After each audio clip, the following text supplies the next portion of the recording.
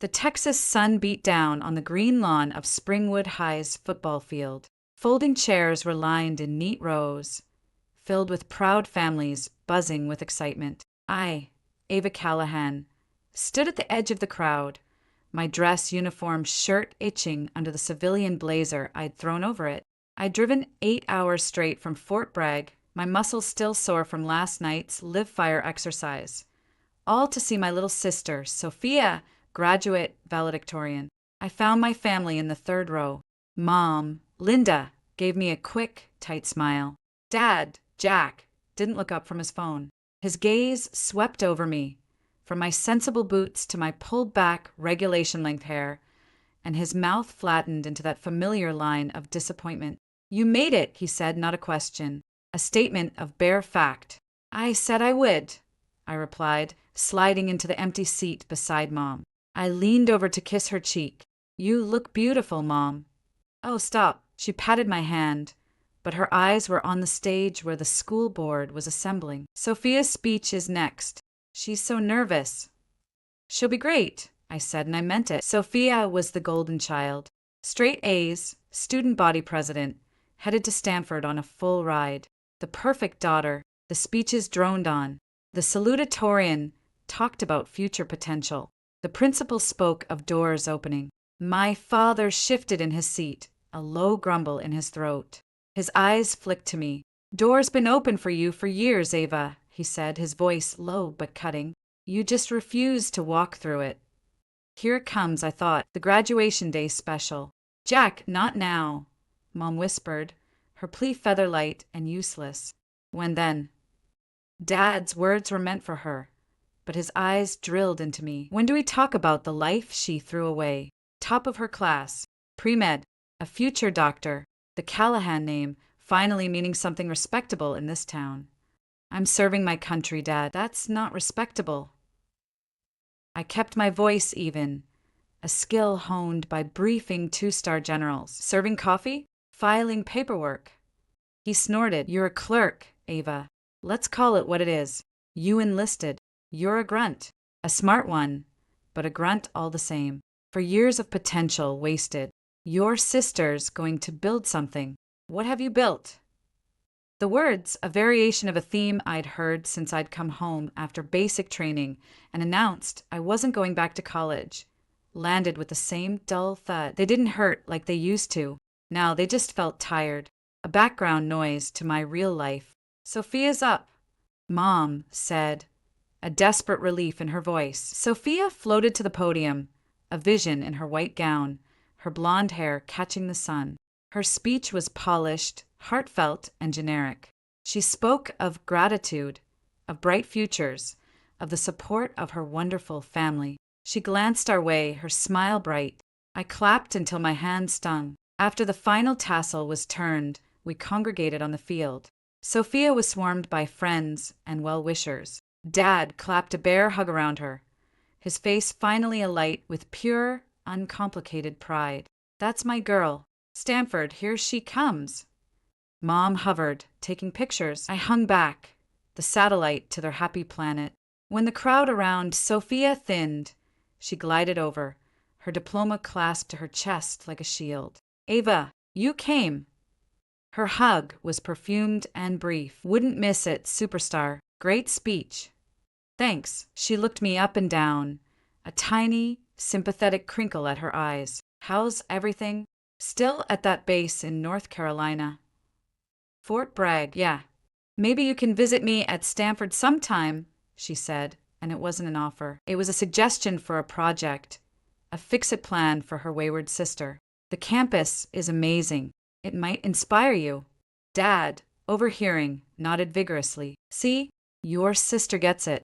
A new environment, a fresh start. It's not too late to get out. Use your GI Bill for something real. You're not getting any younger, honey. The condescension, wrapped in the word honey, was the spark. What I do is real, Dad. Is it? He challenged, his voice rising, drawing glances from nearby families. What do you actually do, Ava? You're vague. You're always vague. Operations support. What does that mean? You order office supplies for the real soldiers. Mom touched his arm. Jack, please. People are staring. Let them stare, he said, his frustration boiling over. It was a performance now for an audience of our peers. Maybe they can talk some sense into her. My daughter, a goddamned clerk. My brother died a hero in the sandbox. And you push papers. It's an embarrassment. The air left my lungs. He hadn't thrown Uncle Mitch in my face in years. Sophia looked pained, but she didn't jump in. She just watched, the valedictorian studying a failure. I opened my mouth, a retort about honor and service dying on my tongue. What was the point? Then, a new sound cut through the hum of graduation chatter. A deep, shuddering whump whump whump that grew from a throb to a roar. All heads snapped skyward. A dark shape blotted out the sun, the downdraft whipping graduation caps off heads, sending programs flying like panicked birds. It was a UH-60 Black Hawk, sleek and lethal, its gray paint bearing the distinctive insignia of an Air Force Special Operations Unit. It wasn't just flying over, it was descending on the football field. Panic and confusion rippled through the crowd. The principal started yelling, waving his arms as if to shoo away the massive machine. The Black Hawk touched down on the 50-yard line, the grass flattening beneath it. The side door slid open before the wheels fully settled, and a man jumped out. He wasn't in dress blues. He was in operational camouflage, a combat helmet under his arm, his bearing rigid and urgent. A captain's bars glinted on his chest. His eyes scanned the stunned, scattering crowd with laser precision before locking onto me. He began striding directly toward our little family island. My father's tirade died mid-sentence. His mouth hung open. Sophia took a step back, clutching her diploma tighter. Mom's hand flew to her chest. The captain, a man with a severe face and eyes the color of a winter sky, stopped a precise 2 feet in front of me. The noise from the helicopter's turbines was deafening, whipping our hair and clothes. He didn't shout. His voice, trained to carry over battlefield chaos, sliced through the rotor wash with absolute clarity. He didn't look at my shocked father. He didn't glance at my beautiful, perfect sister. He looked only at me, and he snapped a razor-sharp salute. Commander Callahan. The title, in that context, from that man, hit my family like a physical blow. I saw my father flinch. I dropped my civilian blazer to the grass, revealing the uniform beneath. I straightened to my full height, the years of drill and ceremony taking over. I returned the salute, crisp and clean. Captain Cole. He lowered his hand, his expression grave. Ma'am, we have a critical situation. Code, Blackbird. Your presence is required at the TOC immediately. The bird is yours. He gestured to the idling Black Hawk, its rotors a menacing circle in the Texas sky. All the eyes of my past, my disappointed father, my worried mother, my confused sister, my high school teachers, the entire graduating class of Springwood High, were on me, on the commander. I turned to my family. My father's face was a mask of utter, profound shock. The derision was gone, replaced by a blank, uncomprehending void. Sophia just stared, her valedictorian's confidence shattered. I have to go, I said, my voice calm, the voice I used in a tactical operations center when the world was falling apart. I didn't wait for a reply. I turned, my boots crushing the perfectly manicured grass, and followed Captain Cole toward the waiting helicopter. I didn't look back. I climbed aboard, Cole right behind me. The crew chief pulled the door shut, sealing us in the sudden, vibrating gloom. As the Black Hawk lifted off, climbing above the tiny figures on the green field, I finally looked down. I saw my father, a hand shielding his eyes, staring up at the aircraft, carrying his useless clerk daughter away. Captain Cole handed me a secure tablet, the screen already glowing with red-tagged alerts. The briefing packet, Commander. It's Black Sunday. They've just activated Phase 2. I took the tablet, the weight of it familiar and heavy. The world of graduation ceremonies and paternal disappointment fell away. The hum of the aircraft wasn't noise. It was the sound of my real life claiming me back. Talk to me, Captain, I said, my eyes already scanning the cascade of bad news. And get me a secure line to the Pentagon. Now. Outside the window, the football field, my family, and my old life shrunk to the size of a postage stamp and then vanished completely. Springwood Country Club, Texas, 2 hours earlier. Absolutely not, Linda. We're not discussing this again. My father's voice was a low, final rumble, a door slamming shut. He adjusted his tie in the gilt-framed mirror of the country club's oak room, a space that smelled of old money, lemon polish, and resentment. Sophia's day, her moment. We're not going to relitigate Ava's life choices over the filet mignon. My mother fluttered behind him, a nervous bird in a peach silk dress. I'm just saying, Jack, maybe we could be supportive. For today, she drove all night. Supportive? He turned, his face a mask of bewildered frustration I knew by heart. Of what? She quit. She quit on a full ride to a top 20 pre-med program to play soldier. I aming supportive. I'm not disowning her. I'm letting her sit at the table, aren't I? I'm just not going to pretend it's a good decision. Honesty, Linda. That's what she needs. Not coddling.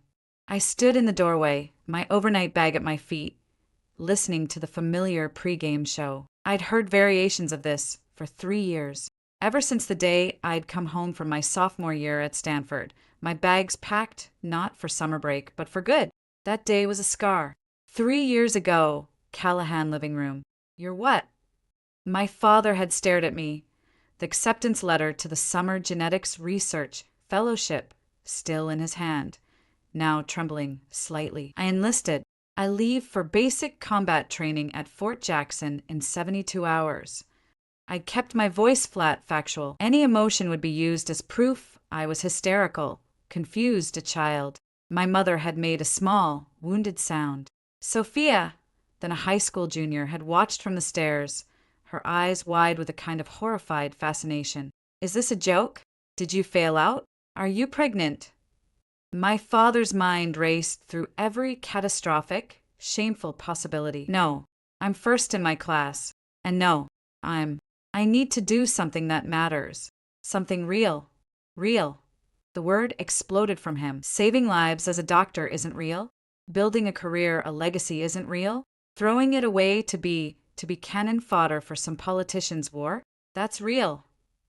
He'd gotten in my face, the scent of his aftershave sharp. Your Uncle Mitch did the real thing. He came home in a flag-draped box. Is that what you want? To break your mother's heart for a second time? That's when I'd known I couldn't explain. I couldn't tell him about the night 6 months prior. The night that changed everything. The night I'd gotten bored. Stanford, 2:17 a.m. The problem was the advanced cryptography final was too easy. I'd aced it in 20 minutes. Buzzing with unused mental energy, I'd hacked the department server, not to cheat, just to see the other exam questions. Then, for fun, I'd followed a backdoor vulnerability I'd spotted in the server's outdated OS, a little digital breadcrumb. It led me via a ridiculously unsecured gateway into a Defense Department contractor's test network. It was a digital playground, wide open, labeled Sandbox, Do Not Deploy. It was like finding the world's most sophisticated video game, left running with God mode enabled. I wasn't a spy. I was a curious, arrogant kid with a skill set that had outgrown her environment. I spent 3 hours poking around. I found simulated power grid controls, dummy files for satellite telemetry, a mock-up of a naval logistics network, and I found holes, glaring, stupid. How is this possible? Security flaws. In a fit of what I thought was patriotism, I compiled a list, along with suggested patches, and used the system's own internal messaging, addressed to administrator. I'd expected a cease and desist letter, maybe a visit from campus police. I did not expect the 2 serious men in dark suits at my dorm door at 7 o'clock the next morning. They didn't flash badges. They just said, Miss Callahan, we need to talk about your extracurricular activities. Please come with us.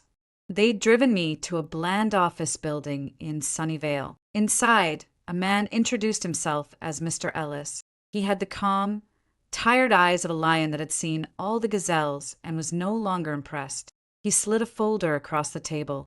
It contained a transcript of my entire digital journey, time-stamped, along with my patch notes. "You have a choice, Miss Callahan," he'd said, his voice devoid of threat or cajoling. It was just physics. Option A. You face federal charges under the Computer Fraud and Abuse Act.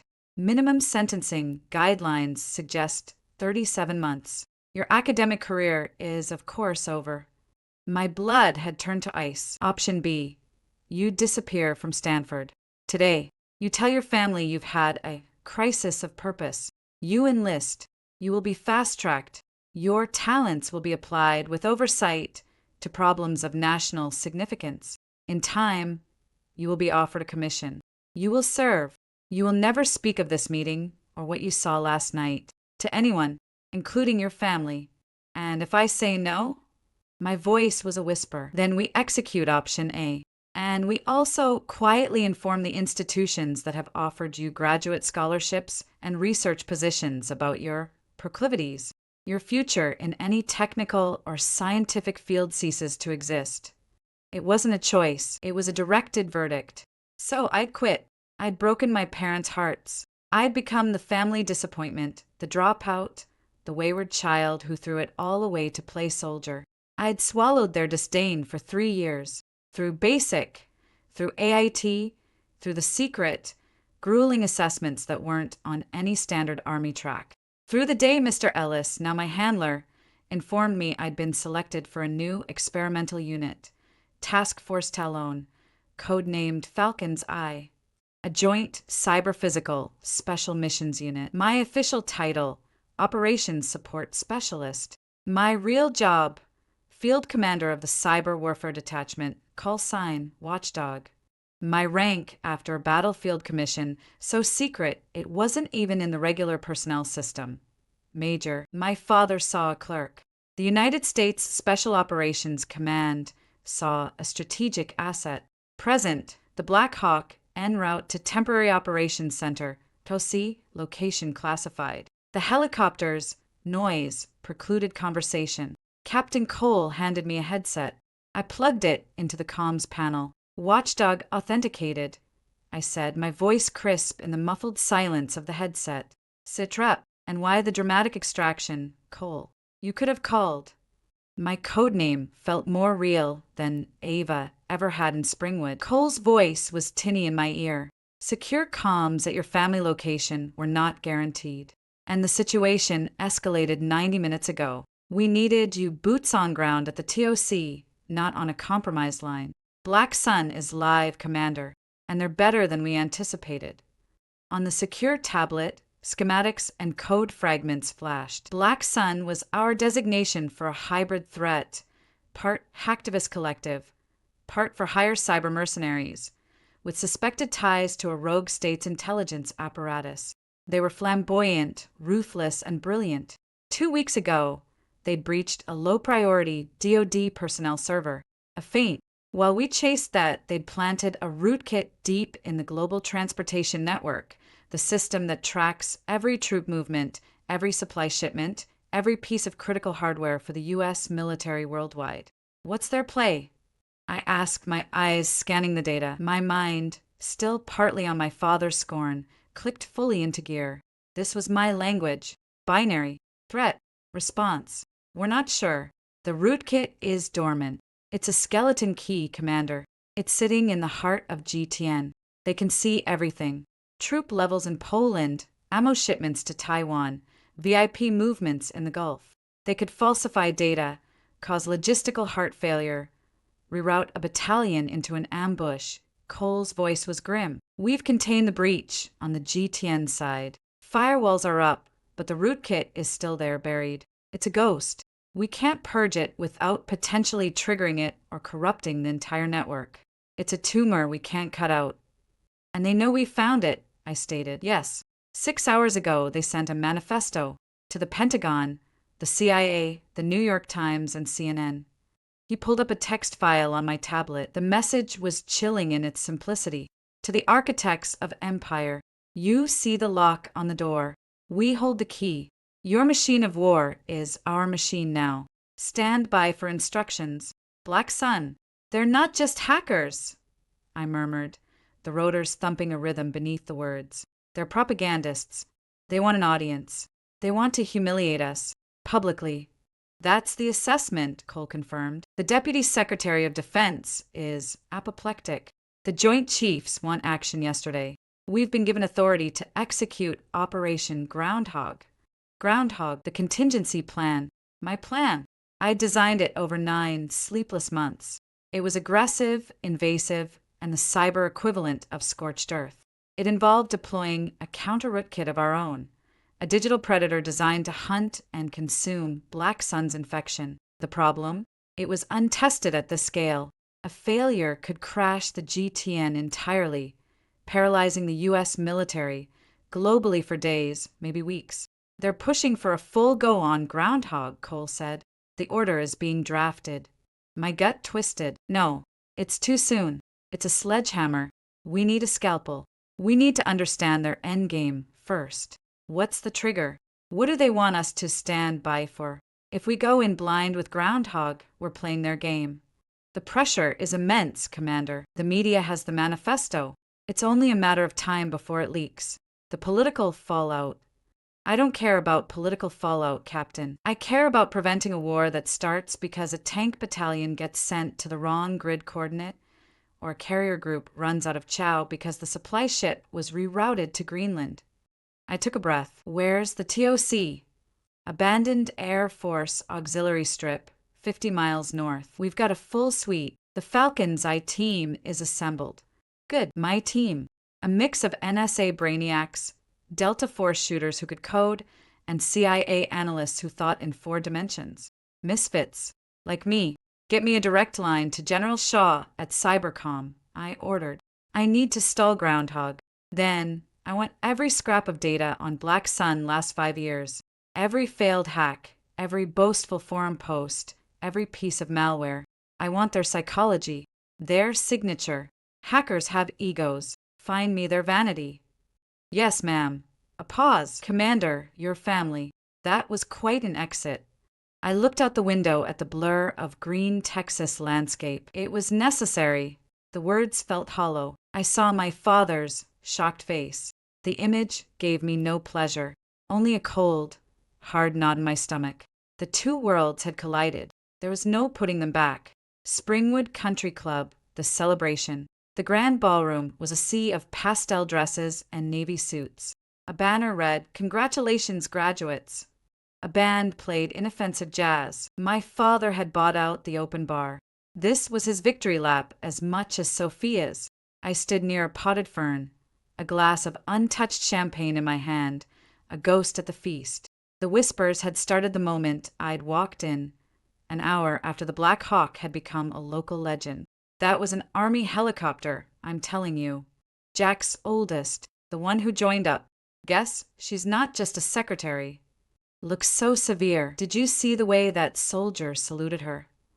My mother flitted over, her smile strained. Ava, honey, are you all right? What on earth was that? Work, Mom. An emergency. But a helicopter? At a graduation.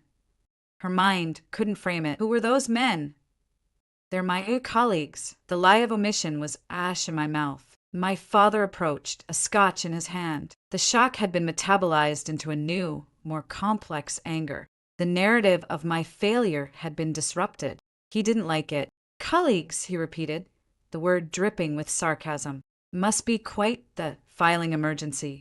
Top secret paperwork, was it? He was trying to reshape reality, to force the helicopter back into his worldview of my insignificance. Something like that, Dad. Sophia drifted over, arm in arm with her boyfriend, Ryan. Ryan Carter, handsome, slick, with the practiced smile of someone born on third base. His father owned Carter Defense Systems, a mid-tier Pentagon contractor.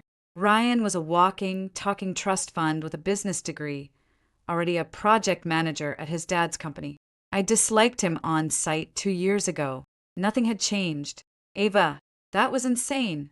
Sophia's eyes were wide, but it wasn't admiration. It was the glee of someone watching a shocking reality TV moment. You totally upstaged me. She laughed, a tinkling, fake sound. Who were they? Are you in trouble? No, sophomore. It was just work. Ryan chuckled, a condescending sound. Must be some work. I've got clearance, level 2. My dad's company does a lot with the DoD. Maybe I've heard of your unit? What's your MOS? He asked it like a trivia question, a way to put me in my supposed place. It's classified, Ryan, I said flatly. His smile tightened. Right, of course. Well, if it's the kind of work that requires hijacking a high school graduation, I'm sure it's very dramatic. He turned to my father. Sir, Carter Defense is always looking for talented, dedicated personnel, even in a support capacity. Maybe we could find Ava a more stable position, one that lets her have a family life. He gave me a pitying look. My father actually considered it. He nodded slowly. That's a generous offer, Ryan. Something to think about, Ava. A real career, a future. He emphasized the last word, looking pointedly at my uniform. The tablet in my briefcase, which I'd placed at my feet, vibrated with a specific, encrypted pattern. 3 short, 1 long. A priority 1 alert from the TOC.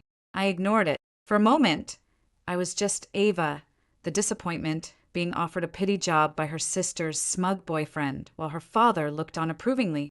The knot in my stomach tightened into a white-hot ball of fury. My work, I said, my voice quiet but slicing through the jazz, involves ensuring that companies like Carter Defense can continue to overcharge the government for subpar hardware without the entire logistical backbone of the military collapsing because a bunch of script kiddies in a basement half a world away decide to have a bad day. I looked at Ryan. Your level 2 clearance lets you read the cafeteria menu at a secure facility, Ryan. It doesn't let you see the real menu. So no thank you. I don't need a job shuffling papers for a defense contractor. I have a job protecting the country from threats you can't even comprehend. The silence at our little group was absolute. Ryan's face flushed red. Sophia looked horrified. My mother gasped. My father's eyes bulged. How dare you? He began, his voice rising. The tablet buzzed again. Insistent. The real world was calling. The one where I was in charge. I set the champagne flute on a passing waiter's tray. I have to go. Go, my father spat. Again, your sister's celebration isn't over. You'd walk out on your own family? Again. I met his gaze, the anger, the years of hurt, the secret I carried. It all coalesced into a cold, clear certainty. The helicopter wasn't for show, Dad. It wasn't a stunt. There is a genuine, serious threat to national security unfolding right now, and they need me to help stop it. So yes, I'm walking out, because out there, people's lives and the security of this country you love so much depend on people like me doing our jobs, even if it means missing the cake. I turned and walked away. I didn't look back. I didn't hear the whispers. I was already gone, my mind racing ahead to the TOC, to the rootkit, to the manifesto, to the digital war that was just beginning. As I pushed through the heavy oak doors of the country club into the hot Texas night, my encrypted satellite phone rang. It was Captain Cole. I answered. Watchdog. Commander, we have a problem. His voice was tight, stripped of all its usual professional calm. The Black Sun rootkit in the GTN had just activated. It's not just reading data. It's transmitting. And we've traced the signal. Where? I demanded, striding towards the rental car I'd need to ditch. A long pause. The primary data packet is being routed through a series of anonymizing proxies. But the last clean hop, it's originating from inside the United States. A commercial ISP node. Location, Cole. Another pause, heavier this time. The data stream is piggybacking on a legitimate, high-bandwidth business connection. The account is registered to a subsidiary shell corporation. Spit it out, Captain.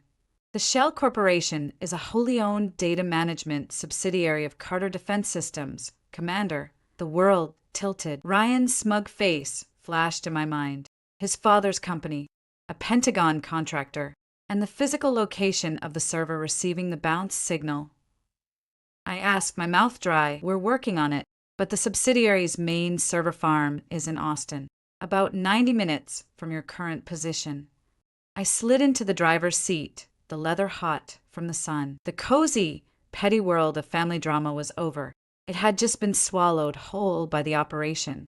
"Cole," I said, starting the car, "get me everything you have on Carter Defense Systems. And on Ryan Carter. I'm coming to the TOC, and I'm bringing the war to their doorstep." As I sped away from the glowing windows of the country club, the final piece of the puzzle clicked into place. Black Sun wanted an audience. They wanted a show. They weren't just going to steal data. They were going to use a Pentagon contractor's own infrastructure to do it, and they'd picked a target that, through my sister, led right to me. This wasn't a coincidence. This was a message, and I had just left the one place I might have found the first clue. Temporary Operations Center, TOC, the barn, 2347 hours. The TOC was housed in a decommissioned aircraft hangar on an abandoned strip, listed on no civilian map. From the outside, it was decay and dust. Inside, it was a humming, neon-bathed nerve center.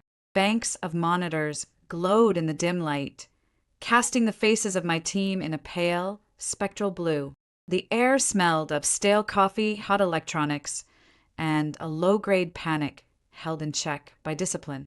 I pushed through the heavy blast door, my civilian clothes exchanged for digital camo utilities.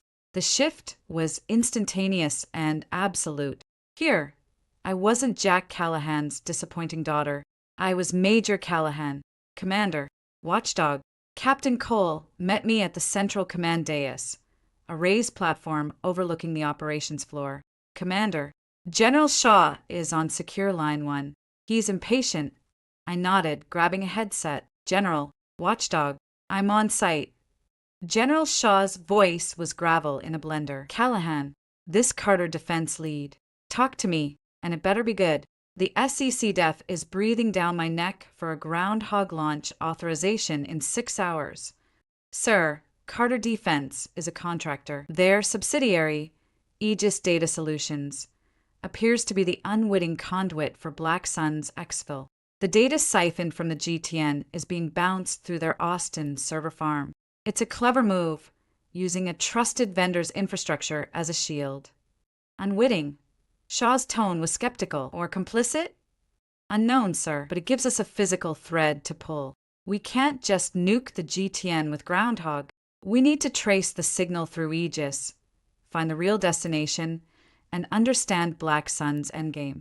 A surgical strike, not a lobotomy. A surgical strike takes time we may not have. The media blackout on the manifesto is crumbling. Fox News is sniffing around.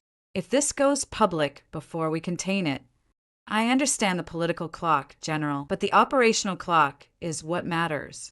If we act blind, we lose. Give me 48 hours. A small team. We infiltrate the Aegis facility, plant a trace, follow the breadcrumbs to the source."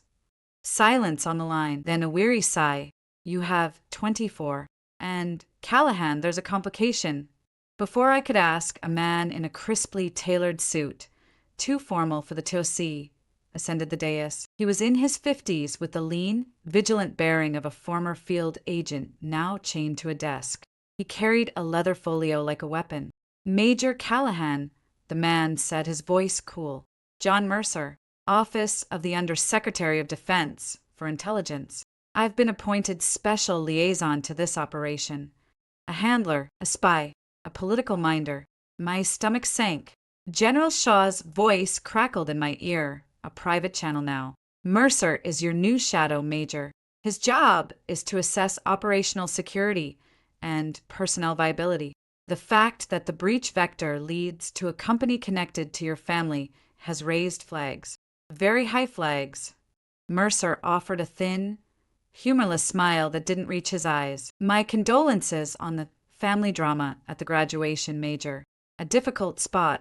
It does, however, present a significant counterintelligence concern." I kept my face a stone. "The connection is tangential, sir. My sister's boyfriend's father owns the company. I've had minimal contact with Ryan Carter." "Minimal contact is contact," Mercer stated, opening his folio. "Your father, Jack Callahan, is a vocal critic of your service. Your sister is engaged to the heir of a compromised defense contractor. Your familial environment is, by definition, a security vulnerability. It raises questions about your judgment, your allegiances, and your fitness to command this sensitive an operation. The cold fury I'd felt at the country club reignited, white-hot and focused. My fitness is proven by the last 3 years of classified successes, sir. My allegiance is to the Constitution, not my father's dinner table opinions. And as for the Carters, if they're compromised, I'm in a unique position to help uncover it. I know the players. Or you're too close to see the trap, Mercer countered. Emotional entanglement is the oldest weakness in the book. My recommendation to General Shaw and the Secretary will be your immediate reassignment. A neutral commander should oversee Groundhog. This was it, the bureaucratic knife, glinting in the low glow of the monitors.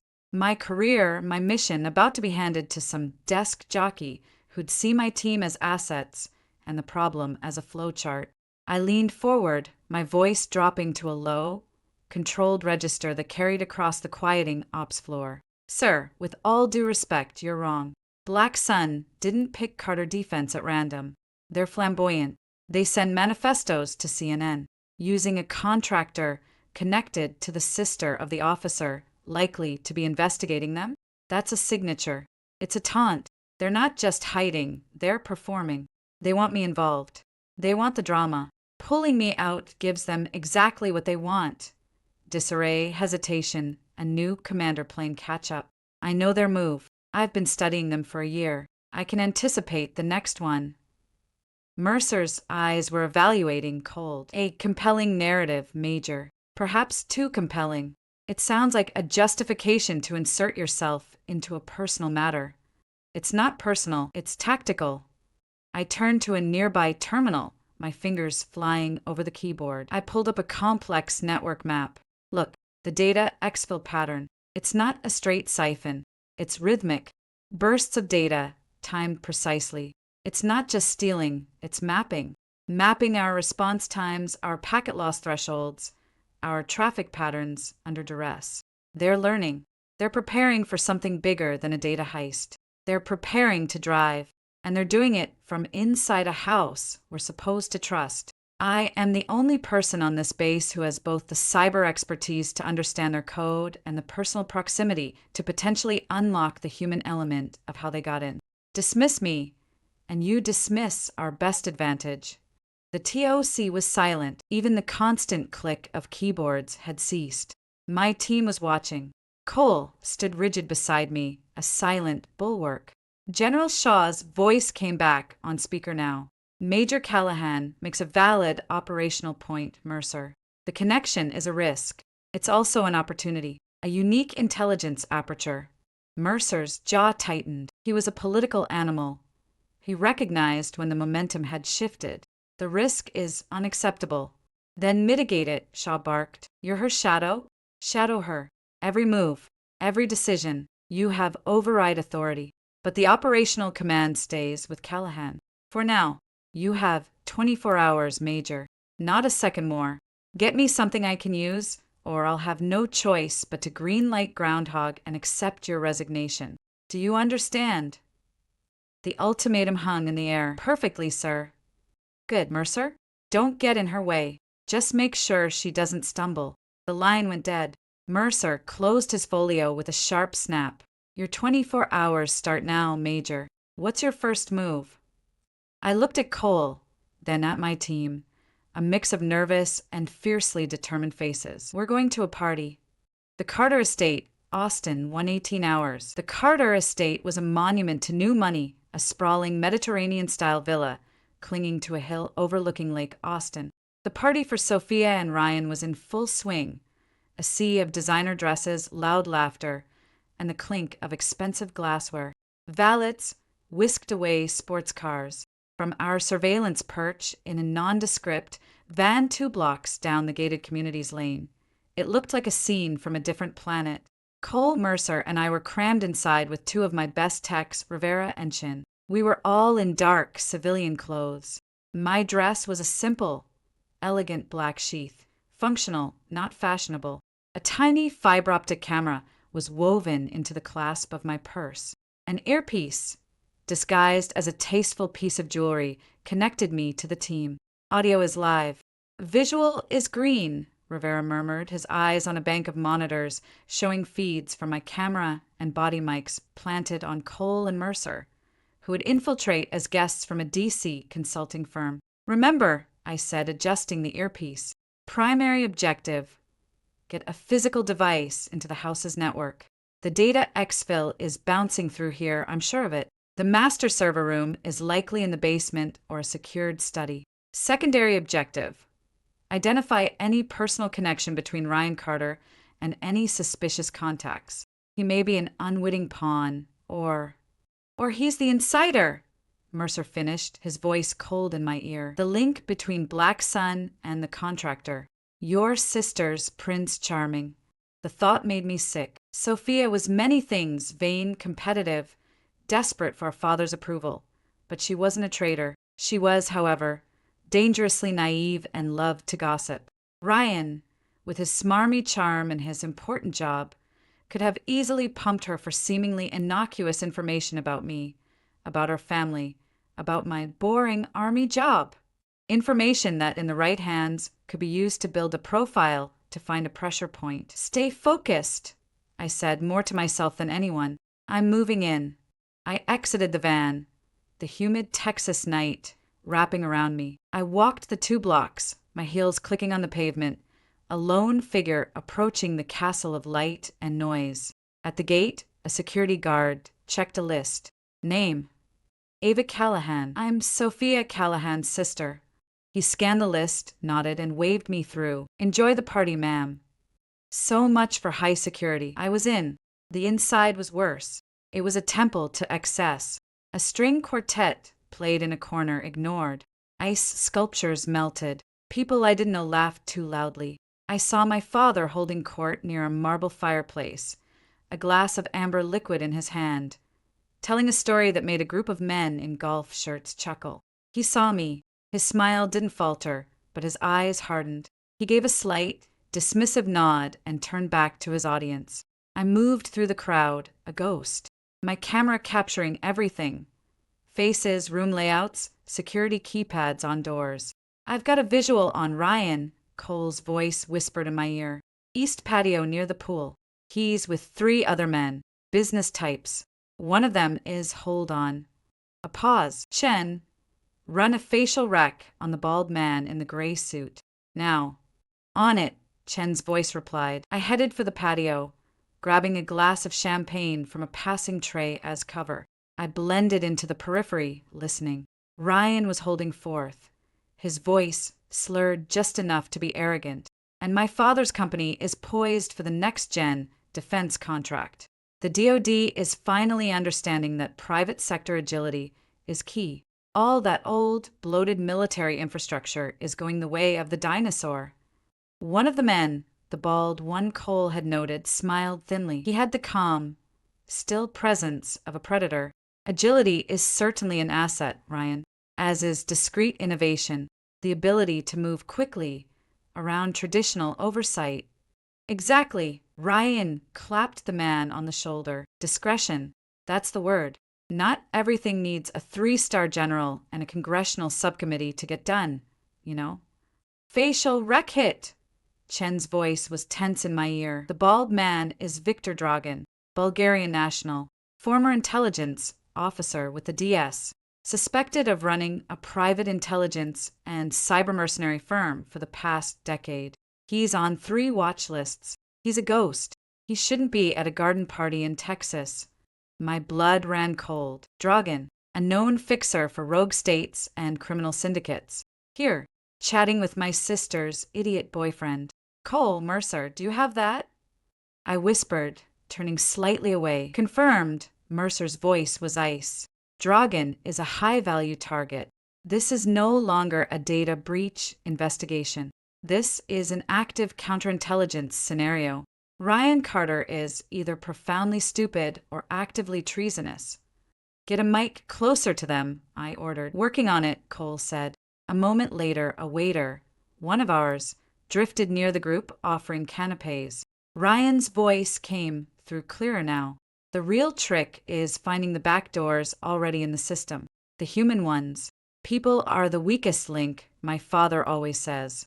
A disgruntled employee, an overworked IT guy cutting corners, or a guy who just likes to talk to impress his girlfriend's family.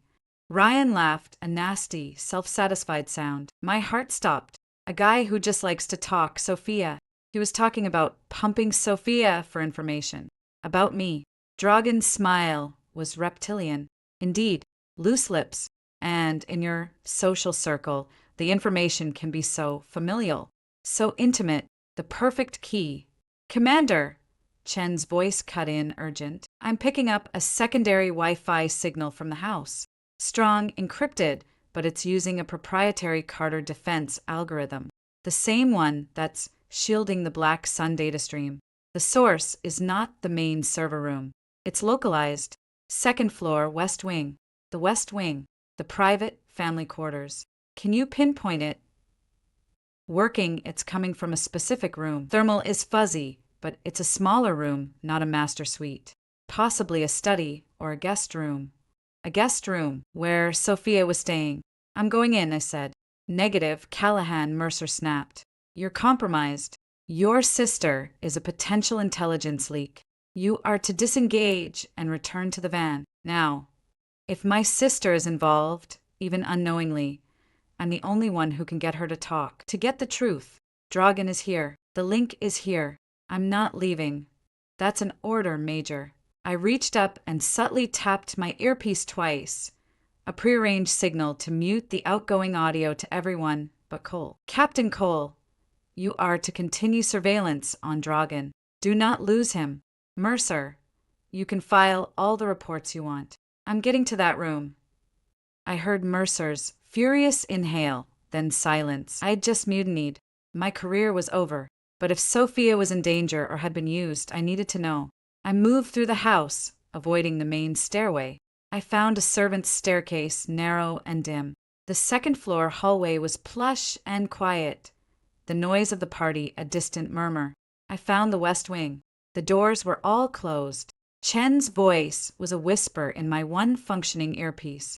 Signal is strongest behind the third door on your left.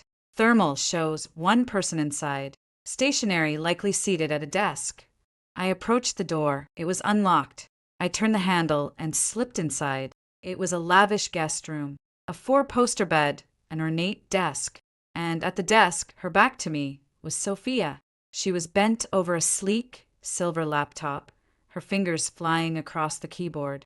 On the screen, I didn't see social media or emails. I saw lines of code, complex, cascading command lines. Sophia. My voice was barely a whisper. She jumped, spinning in the chair, her hand slamming the laptop shut. Her face, lit by a single desk lamp, was a mask of sheer terror. Ava, what are you? How did you get in here? What are you doing? I asked, stepping closer, my eyes on the closed laptop. Nothing. Just some work for Ryan. A presentation. It's due tomorrow. Her voice was too high, too fast. She was a terrible liar. Open the laptop, Sophia. No, it's private. Get out. I took another step. Sophia, listen to me. This is important. What kind of work for Ryan? What's on that computer? Her fear twisted into something else. A defiant, guilty anger. Why? So you can swoop in and be the hero again? So you can show Dad how much more important your secret mission is than my graduation? You ruined my day, you know that? You and your stupid helicopter and your dramatic exit. This isn't about the graduation. I hissed, keeping my voice low. This is about national security. That man Ryan is talking to, Victor Dragan, is a dangerous criminal.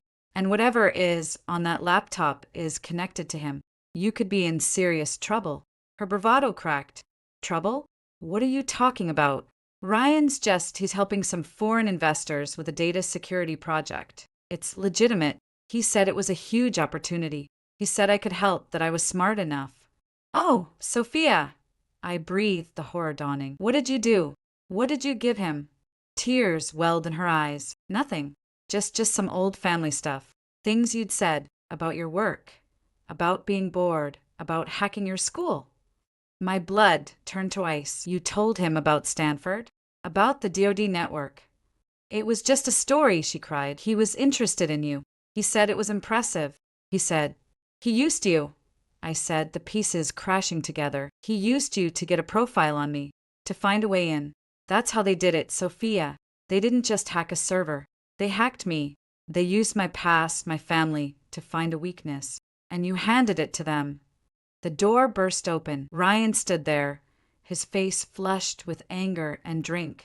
Behind him was a large, unsmiling man in a dark suit, private security. What the hell is going on? Ryan demanded, his eyes darting from Sophia's tear-streaked face to mine. Sophia, are you okay? Ava, you need to leave. Now. Ryan Carter, I said, my voice shifting into the flat, authoritative tone I used in the TOC. You are in possession of material connected to an active investigation into cyberterrorism. You have 1 minute to hand over that laptop and tell me everything you know about Victor Dragan. Ryan's face went pale, then red with blustering indignation. You're insane. Get out of my house. Marcus, remove her. The security guard stepped forward. Sophia, I said, not taking my eyes off the guard. The laptop. Give it to me, now, before this gets worse. Sophia looked between Ryan and me, utterly lost. Ryan, what is she talking about? Cyberterrorism. She's jealous, baby, Ryan said, his voice softening into a sickly sweet coax. She's always been jealous of you, of us. She's making up stories to ruin what we have. She's unstable. Everyone knows it. That was the trigger. The years of being the unstable one, the dropout, the disappointment. Rage, clean and sharp, cut through my fear. I didn't wait for the guard to grab me. I moved. A quick, precise step forward, my hand shooting out not to fight, but to snatch the silver laptop from the desk. My other hand shoved Sophia sideways, out of the line of any potential action. Hey! Ryan yelled. The guard, Marcus, lunged. I was ready. I dropped low, letting his momentum carry him past me, and drove my elbow into his kidney as he went by. He grunted in pain, stumbling. It wasn't a fight ender, but it bought me 2 seconds. I bolted for the door, the laptop clutched to my chest. Stop her! Ryan screamed. I hit the hallway, sprinting for the servants' stairs. I could hear shouts, pounding feet. The party noise below was dying, replaced by confusion. Cole's voice was suddenly in my ear, the mute apparently overridden. Commander, you're blown. Exfil now. Dragan is on the move, heading for the West Wing. Mercer is furious. Get to the rally point. I didn't answer. I flew down the narrow stairs, burst through a door into a hot, dark kitchen, startling a caterer, and shoved open a service entrance into the night. Sirens wailed in the distance. Not the police. Private security vehicles, their lights flashing, were converging on the house from the gate. I ran into the landscaped darkness, away from the lights, toward the wall at the back of the property. My dress tore on a bush. My breath came in ragged gasps. I reached the 8-foot stone wall. No time to find a gate. I hurled the laptop over, heard it thud in the grass on the other side. Then, digging my toes into the mortar between stones, I hauled myself up, scraping my hands and knees, and tumbled over the other side, landing hard on the damp ground. I grabbed the laptop, ignored the pain, and ran into the cover of the trees beyond the property line. A minute later, a black SUV with no headlights rolled up. The side door slid open. Cole was driving. I dove in, and the vehicle sped away into the night. In the back seat, Mercer was waiting, his face a thundercloud. You disobeyed a direct order. You assaulted a civilian. You compromised an ongoing surveillance operation.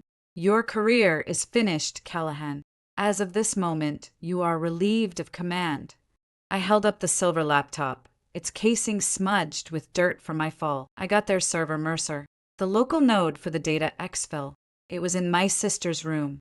Ryan Carter gave it to her. He used her. This isn't a coincidence. It's a setup, and we're the ones who walked right into it. I looked at the laptop, then at Mercer's furious face, then out the window at the receding lights of the Carter mansion. The trap hadn't just been for the military. It had been for me, and I had just sprung it. Safe house, undisclosed location, 2 14 hours. The safe house wasn't a house. It was a cinderblock room in the back of a seemingly defunct auto body shop on the industrial fringe of Austin. It smelled of stale oil, cold concrete, and palpable tension. A single bare bulb hung from the ceiling, casting harsh shadows. I placed the silver laptop on a steel work table. Mercer stood across from me, arms crossed, a statue of bureaucratic condemnation. Cole leaned against the wall by the door, a silent observer. Two of my technical analysts, Chan and Rivera, were setting up portable forensic workstations, their movements quick and efficient.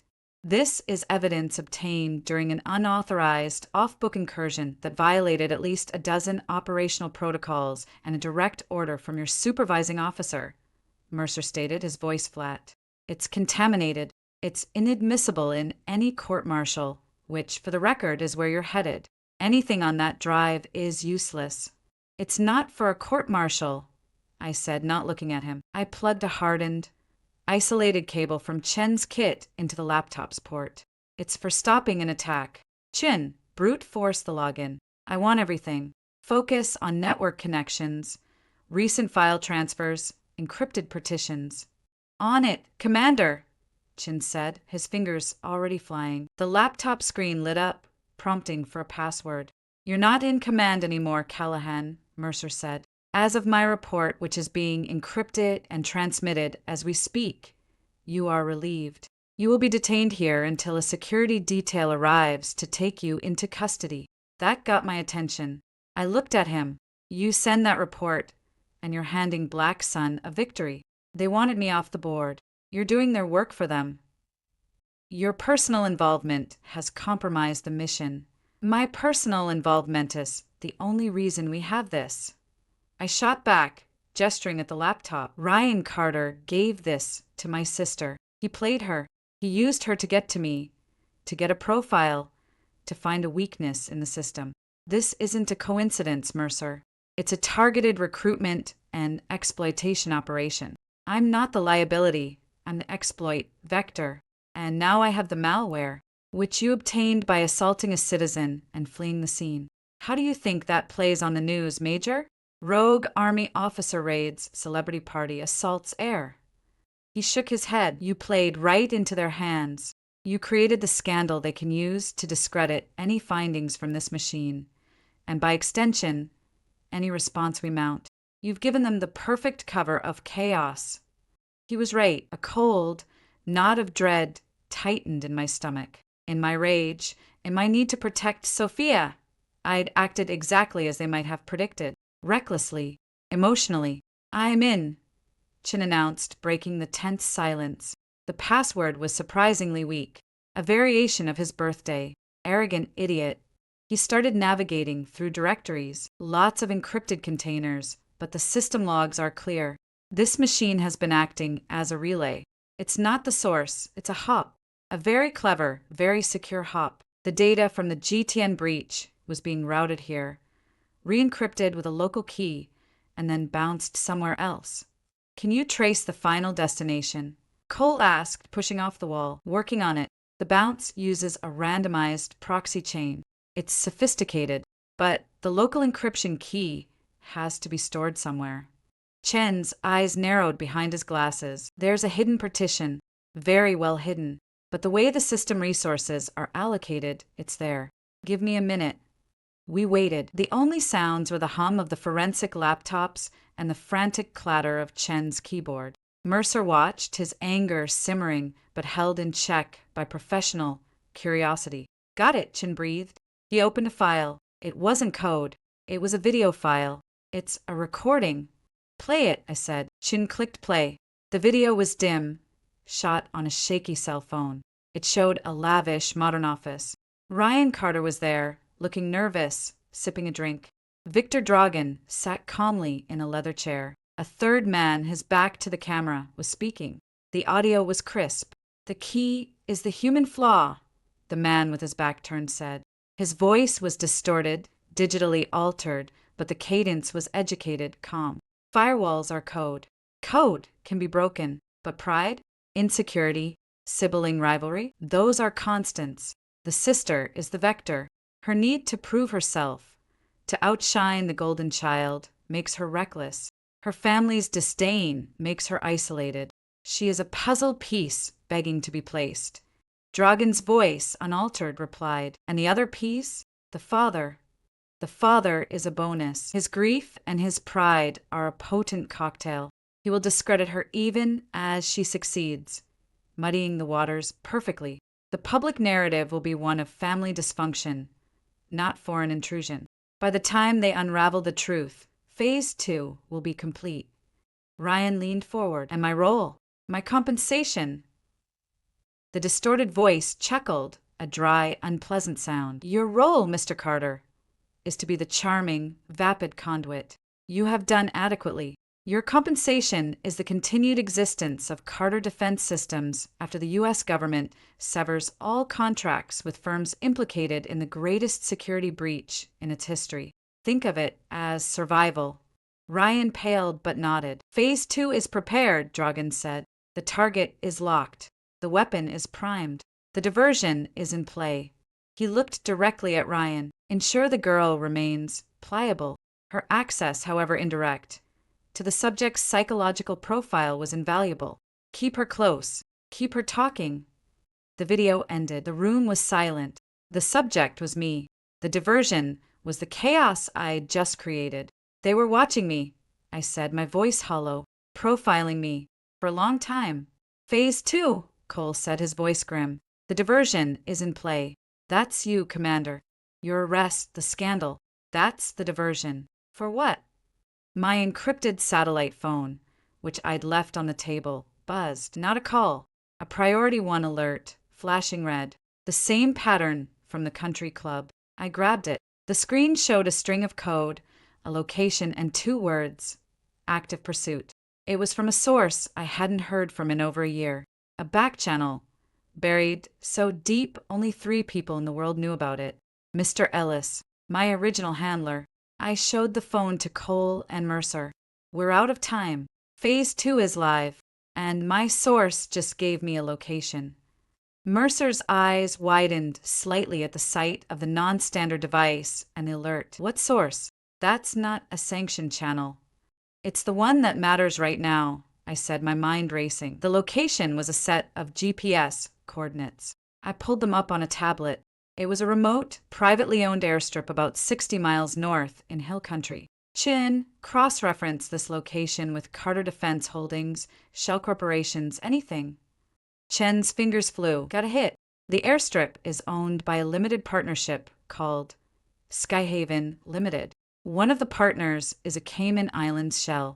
That Shell has a minor shareholder who is a majority stakeholder in Aegis Data Solutions, the Carter subsidiary. It's their bolt hole, Cole said, a private strip for discreet arrivals and departures, probably where Dragon flew in. And where Phase 2 is launching from, I concluded. We need to move. Now, Mercer, you can arrest me later. But right now, you can either help me stop this, or you can explain to the Secretary of Defense why you let a domestic terrorist attack happen, because you were too busy writing me up.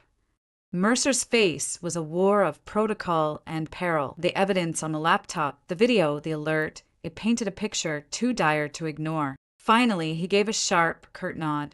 On your head, Callahan. All of it. What's the play? We assault the airstrip. Small team. We need to interdict whatever Phase 2 is. Cole, assemble a tactical squad. Light and fast. We go in 30. Cole was already on his radio, calling in favors from a Joint Special Operations Command unit on standby at Fort Hood. My personal phone, buried in my pocket, buzzed. A normal phone. I pulled it out.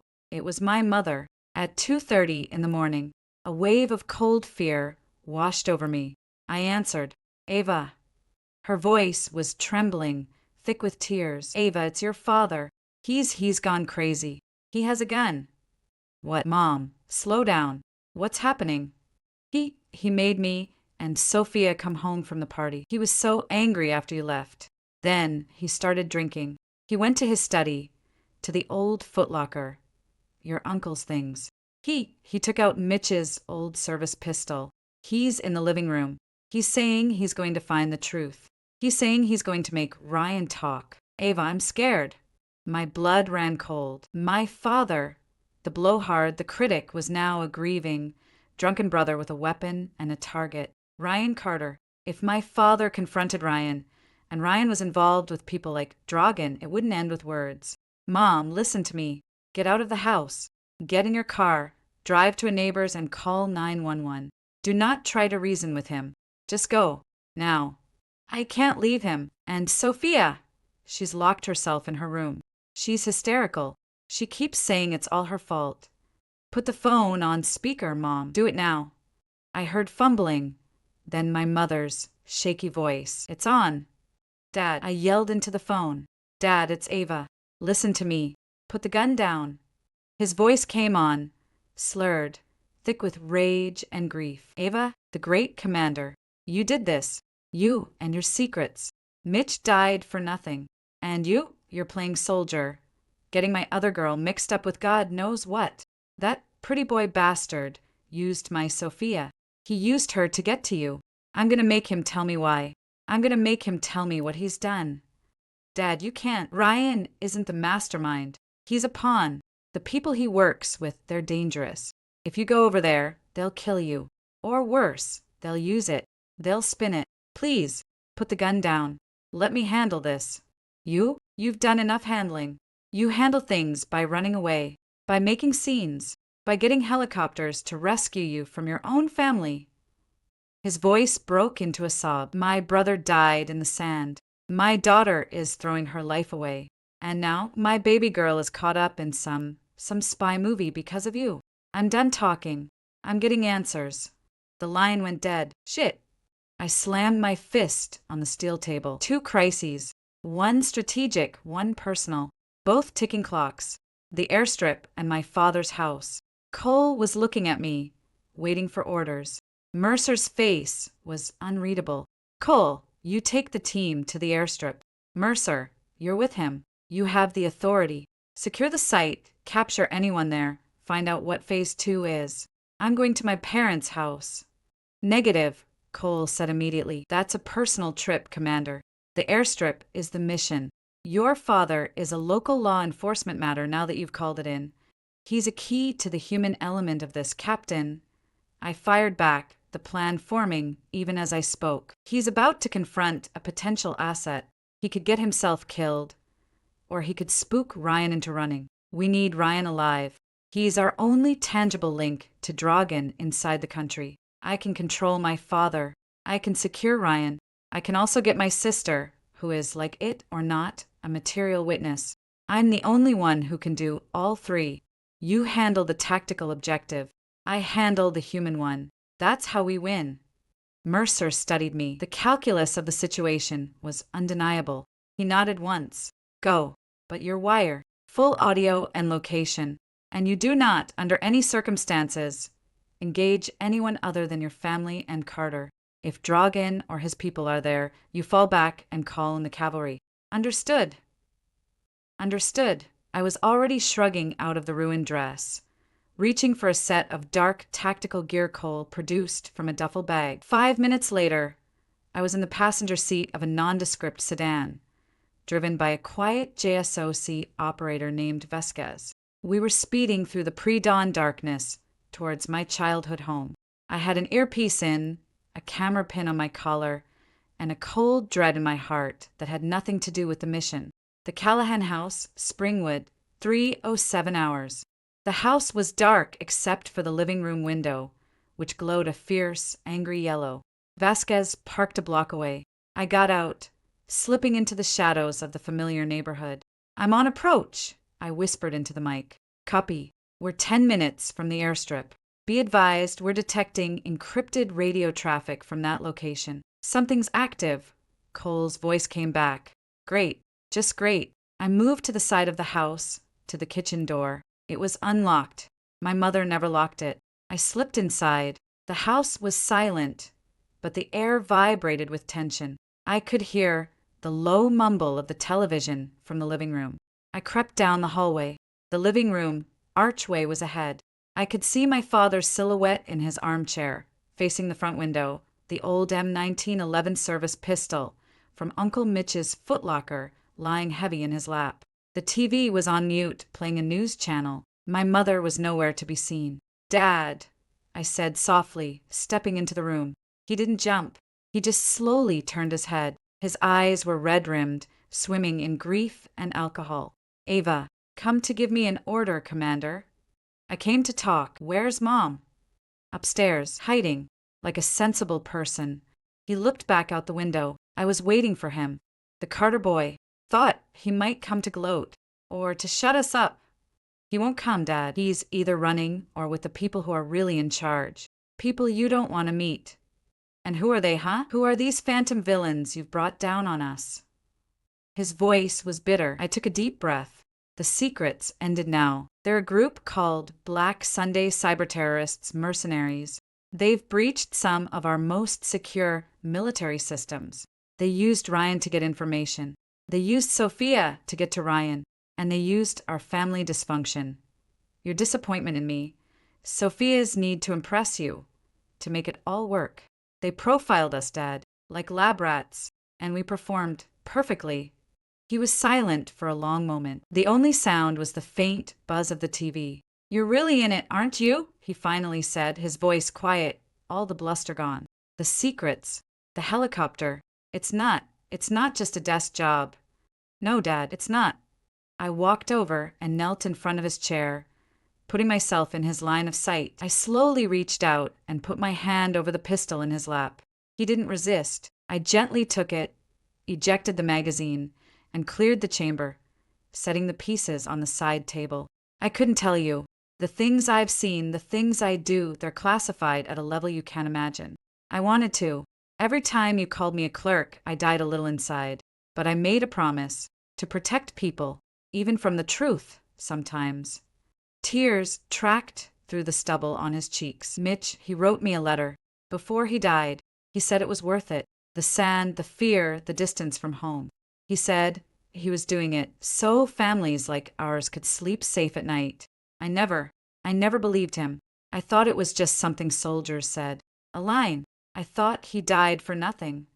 He looked at me, really looked at me, for the first time in years. You believe it, don't you?" "I do," I whispered, my own eyes stinging. "It's not about glory. It's about the grind.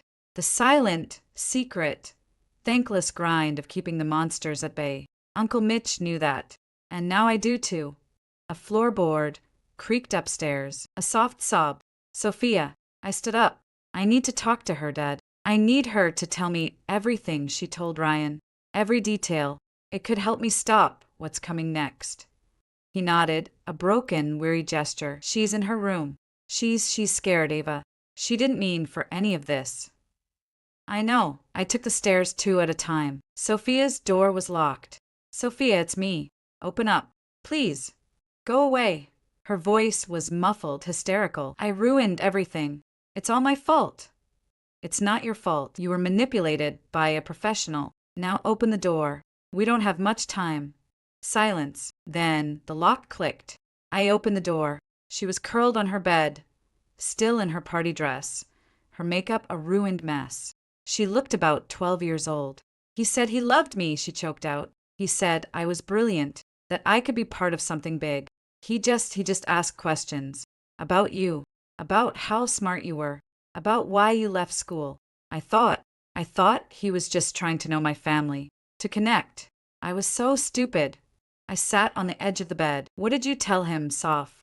Specifically, about Stanford?"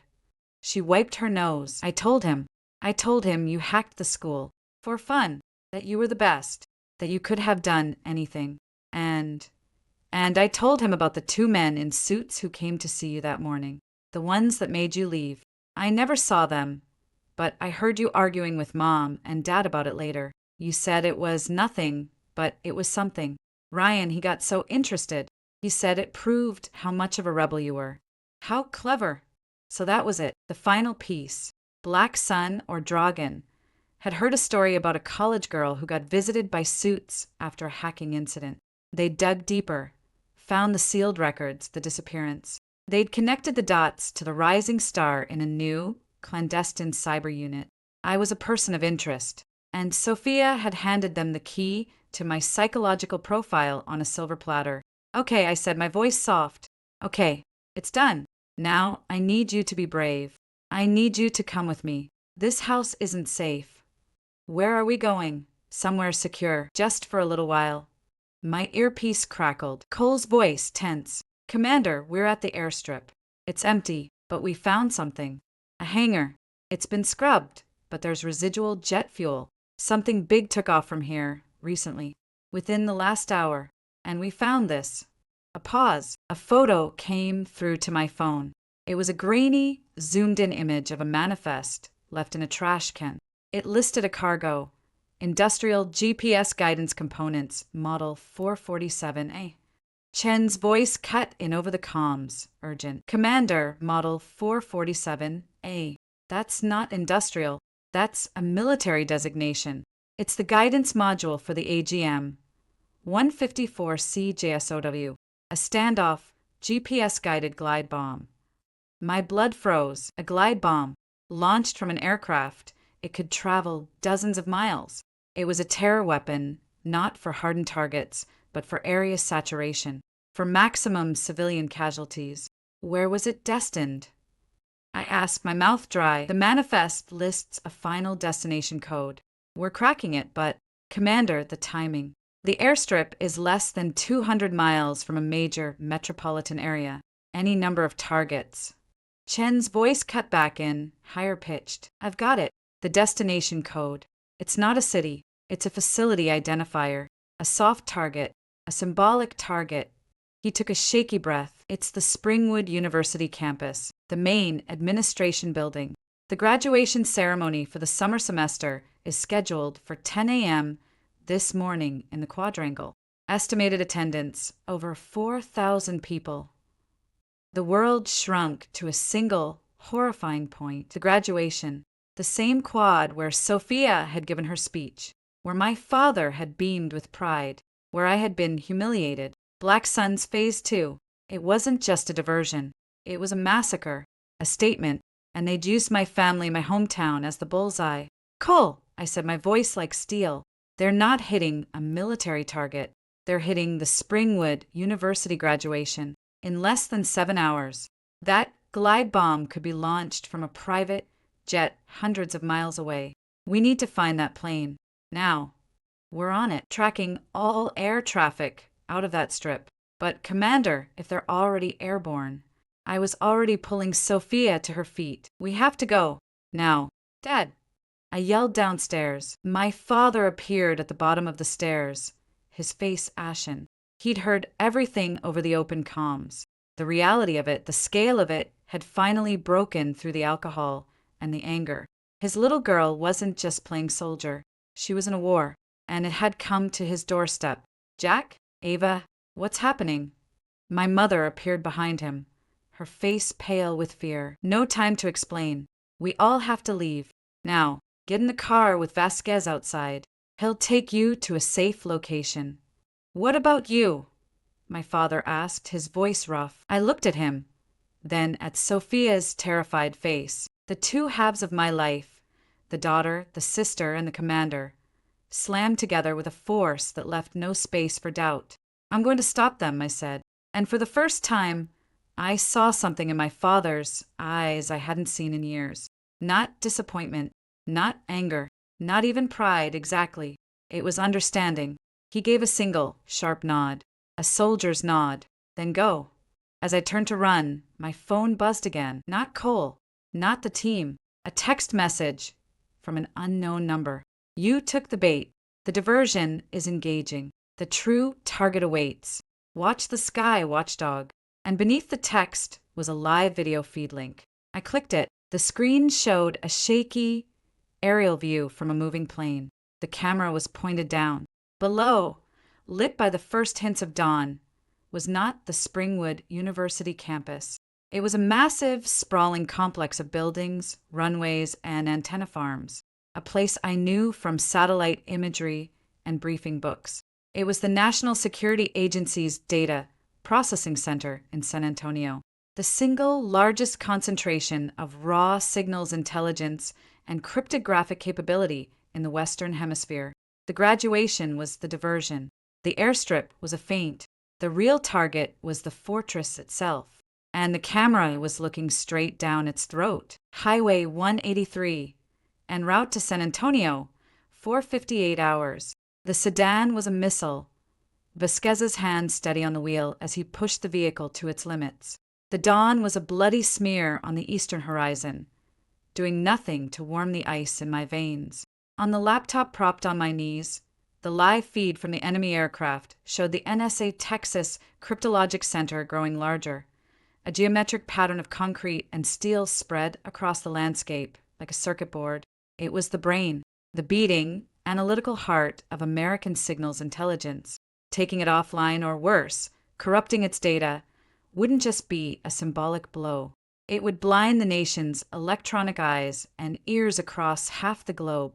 My personal phone was pressed to one ear, Cole on a secure satellite line in the other. Chaos buzzed from both ends. We've alerted NSA police and Fort Sam Houston, but they're scrambling. Their protocols are for a ground assault, Commander, not a fucking guided bomb from a business jet. Cole's voice was strained, the roar of his own vehicle's engine in the background. He was racing toward San Antonio from the now useless airstrip. What's the air defense picture? I demanded, my eyes scanning the live feed, trying to gauge altitude, speed, approach vector. Non-existent. It's a civilian air corridor. The nearest ANG fighters are in Louisiana.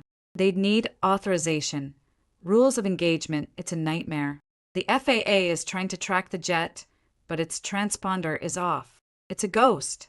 On my personal phone, my mother's voice, thin with terror. Ava, where are you? This man, Vasquez, he won't tell us anything. Your father he's quiet. Too quiet. Sophia's catatonic. What is happening? Mom, listen to me. You're going to a safe place. Do everything Vasquez says. I'll explain when I can. I have to go. I hung up, the guilt a sharp stone in my throat. I switched the personal phone to silent and focused entirely on the tactical net. Cole, the bomb.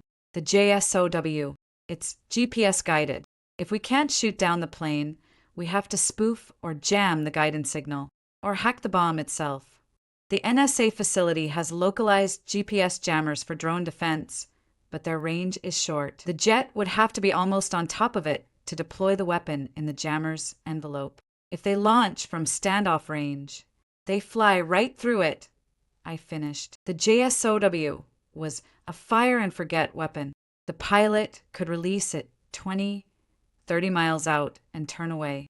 The bomb would glide in, following its pre-programmed GPS coordinates, unfazed by most jammers until the final few thousand feet. It was designed to be unstoppable, unless you could change its destination. A wild, desperate idea began to form. It was insane. It violated every protocol. It was the only shot we had. Cole, I need a direct, secure data link to the TOC, and I need you to patch me through to the duty officer at the NSA Texas Cryptologic Center. Now. No, scratch that. I need the head of their cyber defense division. Whoever can give me system-level access. Tell them it's Watchdog, and the sky is falling on their heads in about 90 minutes. Access? Ava, they'll never. Tell them to check their external sensor logs, the western perimeter. Tell them to look for a data pattern being broadcast on an encrypted military frequency, a pattern that matches the exfil signature from the GTN. They're not just going to bomb the building, Cole. They're going to inject a weaponized data payload on the same carrier wave as the bomb's targeting signal, a digital neutron bomb to go with the physical one. They want to fry the servers and poison the well. Now move. I could almost hear Cole's mental shift from soldier to relay on it, establishing links. My phone buzzed. Mercer. Of course. I answered on speaker. Callahan, what in God's name are you doing? I have the FAA, Northcom, and the Secretary of Homeland Security on 3 different lines demanding to know why a rogue Army major is declaring an unauthorized air defense emergency over a major city. The graduation threat has been passed to local authorities for evacuation. Your focus is the NSA site, and you will stand down and let the chain of command handle this. The chain of command is stuck in a conference call, Mercer. I snapped, the frustration boiling over. There is no time.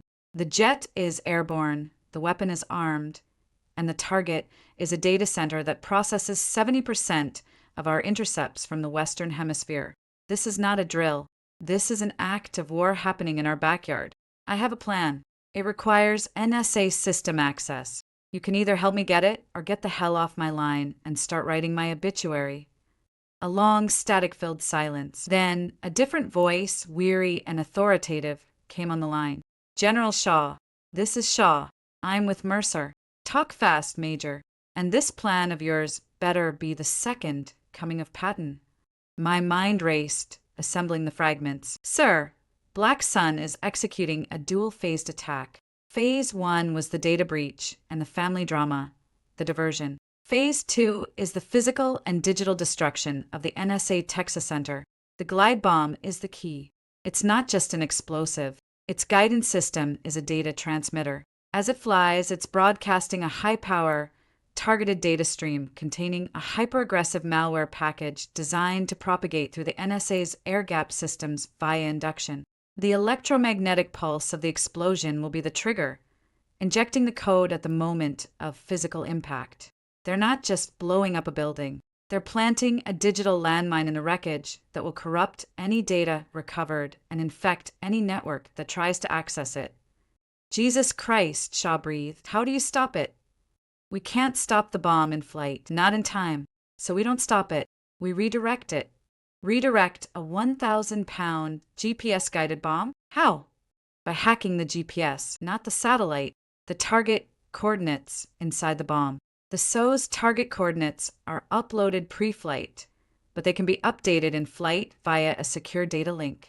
Black Sun's jet will have that link open to make final adjustments. It's a military system, but it's broadcasting on a known frequency band. If I can get inside the NSA's own powerful array of satellite dishes and signals intelligence gear, I can mimic that data link. I can send a stronger, overriding signal to the bomb with new coordinates. Send it where? Mercer's voice tight. The nearest large, uninhabited body of water. Medina Lake. It's 20 miles northwest. If I can spoof the signal and make the bomb think that's the target, it ditches harmlessly. The malware payload broadcasts over water. Useless. That's a colossal if, Callahan Shaw said. The technical hurdles are less than the hurdle of explaining to the president how we lost the Texas Cryptologic Center. Sir, I need two things. Full administrative access to the NSA's external transmission systems for the next 60 minutes, and a team on the ground at the facility to physically patch me into their primary uplink array. I can do the rest from a moving car, but I need to be the signal. Another pause. I could hear muffled arguing. Then Shaw came back, his voice a decision made. You have your access. I'm authorizing it now, over Mercer's objections. A team from the 90th Cyber Operations Squadron is on site at the NSA Center. They're yours. Cole is 5 minutes from your location. He'll escort you in. Callahan, don't miss. The line went dead. 2 minutes later, Cole's black SUV swerved in front of us, forcing Vasquez to brake hard. Cole jumped out, ran to my window. Change of ride, Commander. We're going in hot. I grabbed the laptop and my gear. I looked back at Vasquez and the terrified faces of my family in the back seat. My father met my eyes. He said nothing, just gave that nod again. Get them safe, I told Vasquez. Yes, ma'am. I transferred to Cole's SUV. He hit the gas, sirens screaming from the grill. The 90th COS has a lieutenant named Ramos waiting for us at the west gate. They've cleared a path. The NSA director is unhappy, but he's complying under Shaw's orders. Good. Get me there in 10 minutes or less. NSA Texas Cryptologic Center, West Gate, 5:32 hours. The facility was a fortress awakening to a threat it wasn't designed to face. The air hummed with panic disguised as procedure. Armed NSA police were everywhere, setting up roadblocks, their eyes scanning the sky. Cole flashed credentials at the West Gate, and we were waved through to a secondary, more discreet entrance guarded by two serious-looking airmen in cyber patches. A young Hispanic woman in Air Force OCPs, Lieutenant Ramos, met us. Major Callahan, follow me, please. We've isolated the primary C-band uplink array as you requested. It's in the main transmission building. We have a clean terminal for you. She spoke quickly, professionally, but her eyes were wide. We moved through sterile, brightly lit corridors, descending into the heart of the complex. The transmission control room looked like mission control for a spaceship. Banks of monitors showed satellite trajectories, signal strength, global data flow. A dozen civilian and military techs worked the stations, but a central console had been cleared. "This is it," Ramos said. "You have full command of Array Alpha. It's the most powerful and agile we have. What do you need?" I sat down, my fingers already on the keyboard, logging in with the credentials Shaw had provided. The system welcomed me with a stark, terrifying message. "Top secret, //psi, //TK, //noforn. Welcome, watchdog. I need the exact technical specs for the AND/DPX. 9 data link used by the AGM. 154C JSOW. Frequency, modulation, encryption key algorithm. I need it in the next 30 seconds. Ramos blinked. That's classified way above my... "Get it," Cole said, his voice leaving no room for argument. He stood behind me, a menacing presence. "Now, Lieutenant, or I'll have General Shaw call your commander and have you peeling potatoes in Thule for the rest of your natural life."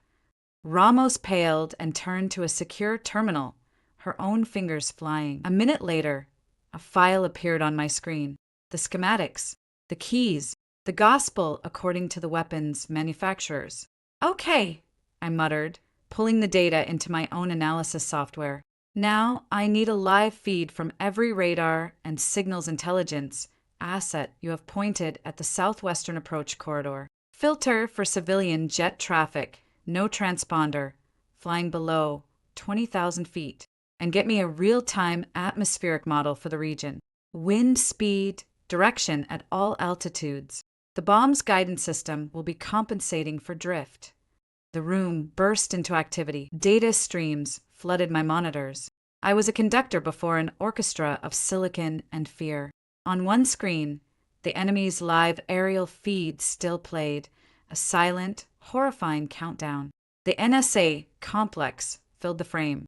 They were close, maybe 15 minutes out. "I have a candidate," a tech called out. "Unidentified aircraft. Beechcraft King Air variant, flying nap of the Earth, 300 knots, heading 045, estimated range 50 miles and closing. No transponder. It fits the profile of a plane that could have launched from your airstrip." A marker appeared on my tactical map, a red dot crawling toward the blue polygon of the NSA center. "Track it. Predict its weapons release point. I need to know the exact moment they'll launch." Algorithms churned. The wind data integrated. A dashed curved line, a potential glide path, extended from the red dot to the heart of the complex. A yellow circle appeared around a point on that line. Estimated launch basket in 8 minutes. At that range, time to impact for the JSOW would be approximately 3 minutes. 11 minutes, that's all we had. "Okay," I breathed, my heart hammering against my ribs. I started writing code. Not elegant, careful code. Brutal, urgent code. A digital cannonball designed to mimic the DoD's own secure weapon uplink. I used the specs Ramos provided, but I had to guess at the specific mission encryption key. It was unique to each weapon, a 256-bit string of randomness. "Chin," I said into my mic, connecting to the TOC. "I'm sending you a data stream. It's the exfil traffic from the Carter laptop. Look for any repeating numerical sequences, any keys, any strings that are 64 characters in hex. It's a long shot, but if they used any part of their existing infrastructure to generate the mission key." "Searching." Chen's voice came back tense. On the enemy video feed, the view shifted. The camera panned up, away from the ground, to the interior of the plane. For a second, I saw a man's back, a headset. Then the camera focused on a console, a status screen, and on that screen, in clear text, weapon armed. TGT cord upload verified, mission key active, and below it a string of characters, partially obscured by glare, but I could see the first 16. 7C48 D09E6761 asterisk. My breath caught. Jin, I have a partial. First 16 chars. 7 Charlie 4 Alpha 8 Delta 09er Echo 6761. It's a hex string. Extrapolate. Run every possible combination for the remaining 48 characters against the encryption algorithm. Now, you have 6 minutes. That's computationally impossible in 6 minutes, Commander. Then make it possible. Use the NSA's own cracking array. Ramos. Give him access to your brute force clusters. All of them. Ramos, to her credit, didn't hesitate. She authorized a remote link from the TOC. I could hear the whine of massive server banks spinning up to full power through the open comms. 4 minutes to estimated launch, the tracking tech announced, his voice rising. My screen filled with cascading attempts. Trillions of key combinations per second, fueled by the very machines we were trying to save.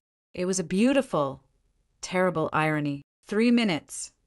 Come on, I whispered, my eyes glued to the key-cracking progress bar. It was moving, but like molasses. On the enemy feed, a harsh, electronic tone sounded. A red light on the console began to flash. Launch sequence initiated. They're early. Cole barked. They're in the basket. They're launching, the tech yelled. On the radar screen, the red dot of the King Air pulsed. A new, faster contact separated from it, streaking ahead. The JSOW, a green triangle, screaming toward us at near supersonic speed. Time to impact. My voice was strangely calm. 2 minutes, 40 seconds. The progress bar on the key cracker hit 78%. Not enough. It's not going to make it, Ramos said, despair in her voice. Think, Ava. Think. They're showmen. They're vain. The mission key, it's not random. It's a signature. A calling card. What do they love? Drama. Theatrics. The family connection. Jin. Scrap the brute force. Search the exfil data. Sophia's laptop. Everything. For any phrase, any name, any word that's 64 characters when converted to hex. Try Callahan. Try Sophia. Try Watchdog. Try Black Sun. Running. The green triangle on the screen closed relentlessly. 2 minutes. No matches for those, Commander. What about coordinates? The coordinates of the graduation? Of my parents' house? Of the airstrip? Converting no. Wait. Chen's voice spiked. The GPS coordinates for the NSA center itself. Converted to a hex string. It's 64 characters. It's a match. The mission key is the target's own coordinates. Of course, the ultimate vanity. The bomb was unlocked by the very location it was meant to destroy. Load it. Now. Patch the key into my spoofing program. Data streamed into my console. The spoofing protocol initialized, the stolen key granting it access. The powerful C-band array under my command hummed, aligning itself, focusing its immense power on a tiny point in the sky streaking toward us. Transmit the new coordinates. I yelled, Medina Lake. Now. I slammed the execute key. A wave of focused electromagnetic energy, carrying a forged command, shot skyward from the NSA complex. A digital shout meant to drown out a whisper. On the radar, the green triangle didn't waver. It continued its deadly arc toward the center of the complex. It didn't work, someone moaned. 1 minute to impact. I stared at the data stream from my transmission. The signal was going out. It was perfect. The key was accepted. Why wasn't it? The enemy video feed. The console. The screen flashed. The text changed. TGT. Cord update. Received. Verifying. They had received my spoofed signal. The bomb was listening. Verification. Fail. Countermeasure active. A new line appeared. Secondary key required. A 2-key system. Of course. a physical arming key, and a digital mission key. Ryan Carter, the idiot, had only given them part of the puzzle. Dragan was too professional to rely on one lock. 30 seconds. There was no time. No time to find a second 64-character hex, string hidden in a mountain of data. I looked at the video feed, the console, the flashing light, and I had an idea so stupid, so desperate it might just be brilliant. Ramos, can this array transmit raw, high-power white noise? Just blast the frequency. Yes, but that would jam all communications, including ours, and it probably wouldn't override a hardened military. I don't want to override it. I want to blind it. For 1 second. On my mark. I switched to the enemy feed's audio channel. I opened a mic. I took a deep breath, and I spoke. My voice amplified and transmitted directly toward the incoming bomb on the same data link. Victor Dragan, this is Major Ava Callahan. Your diversion failed. Your insider is in custody. Your plane is being tracked by F-22s as we speak. Your little firework is about to fizzle. You lose. I was bluffing. I had no idea if Dragan was on that plane. I had no F-22s, but arrogance hates to be mocked. On the feed, a hand entered the frame. It slammed down on the console, not on a button, on the screen itself, trying to shut off the audio feed, the taunt. And in that moment, the glare on the screen shifted. The full mission keystring was revealed for a single, glorious frame. My eyes, trained by years of scanning code, caught it. The last 48 characters. Ramos. Now, jam the link. Full power. 1 second. She hit a switch. The transmission array screamed, sending a wall of pure electronic garbage at the precise frequency. On the enemy feed, the screen dissolved into static. On my console, the data link status for my spoofing program flickered. Link interrupted. Reacquiring. 15 seconds. Reacquired. Secondary key input field is active. It's waiting. I shouted, my fingers a blur as I typed in the complete 64-character key I'd just seen, the one that had been hidden by the glare, the one Dragan's own angry hand had revealed. I hit enter. On the radar screen, the green triangle of the JSOW shivered. Its course, a perfect arc toward the center of the complex, wavered. It dipped slightly, then corrected, but it was a new correction. It turned, ever so slightly, to the northwest. It's turning, the tracking tech screamed. New trajectory, projecting impact. Medina Lake. 5 seconds. 4, 3. We watched, the entire room holding its breath, as the green triangle sped off the map, away from the populated areas, toward the large, blue splotch of the reservoir. Impact. Silence. Then, on a secondary monitor tied to a civilian weather satellite, a tiny, bright flash bloomed in the center of the lake, followed by a rapidly expanding ring of white water. No seismic tremor, no fireball on land, just a deep, watery thud that consumed the explosion and the malignant code it carried. For a long moment, no one spoke. The only sound was the hum of the servers and the ragged breathing of 24 people. Then the room erupted. Cheers, shouts, stunned cries of relief. Cole clapped a massive hand on my shoulder, squeezing so hard it hurt. Ramos sank into a chair, her head in her hands. On the enemy video feed, the static cleared for a moment. The camera was pointed at the empty console. Then it swung around. Victor Dragan's face filled the screen. He wasn't angry. He looked impressed. He gave a slow, deliberate nod. Then the feed went black. The plane on radar executed a violent, evasive turn and dropped off the scopes, vanishing into the landscape. It was over. We'd won. The adrenaline crash hit me like a truck. I slumped in the chair, my hands trembling violently. I'd done it. I'd actually done it. My personal phone, buried in my pocket, was blowing up. Missed calls, texts. I pulled it out. One text from Vasquez stood out. Family secure. Your father asked me to tell you something. He said, tell her Uncle Mitch would be proud. I read the words once, twice. The ice in my veins thawed, replaced by a warmth so profound it brought sudden, hot tears to my eyes. I closed them, letting the sounds of the relieved, Chaos washed over me. Cole's voice, close to my ear, brought me back. Commander, we need to debrief. General Shaw, the NSA director, they're waiting. And Mercer, he doesn't look happy. I opened my eyes, wiping them quickly. The moment of vulnerability was over. The commander was back. I stood up, my legs steadying. The fight with the bomb was won. But the fight with the bureaucracy and the truth about my family's role in it all was just beginning. Office of the Secretary of Defense, the Pentagon, 48 hours later. The room was designed to intimidate. Polished dark wood, the seals of the armed services staring down from the walls.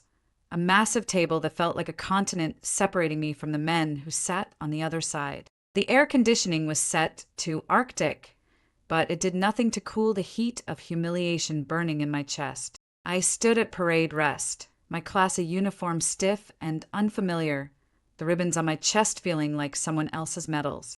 Across the table sat a phalanx of power. General Shaw, his face a granite mask. John Mercer, looking like a cat that had finally cornered a particularly troublesome mouse. And two men I didn't know but whose roles were clear.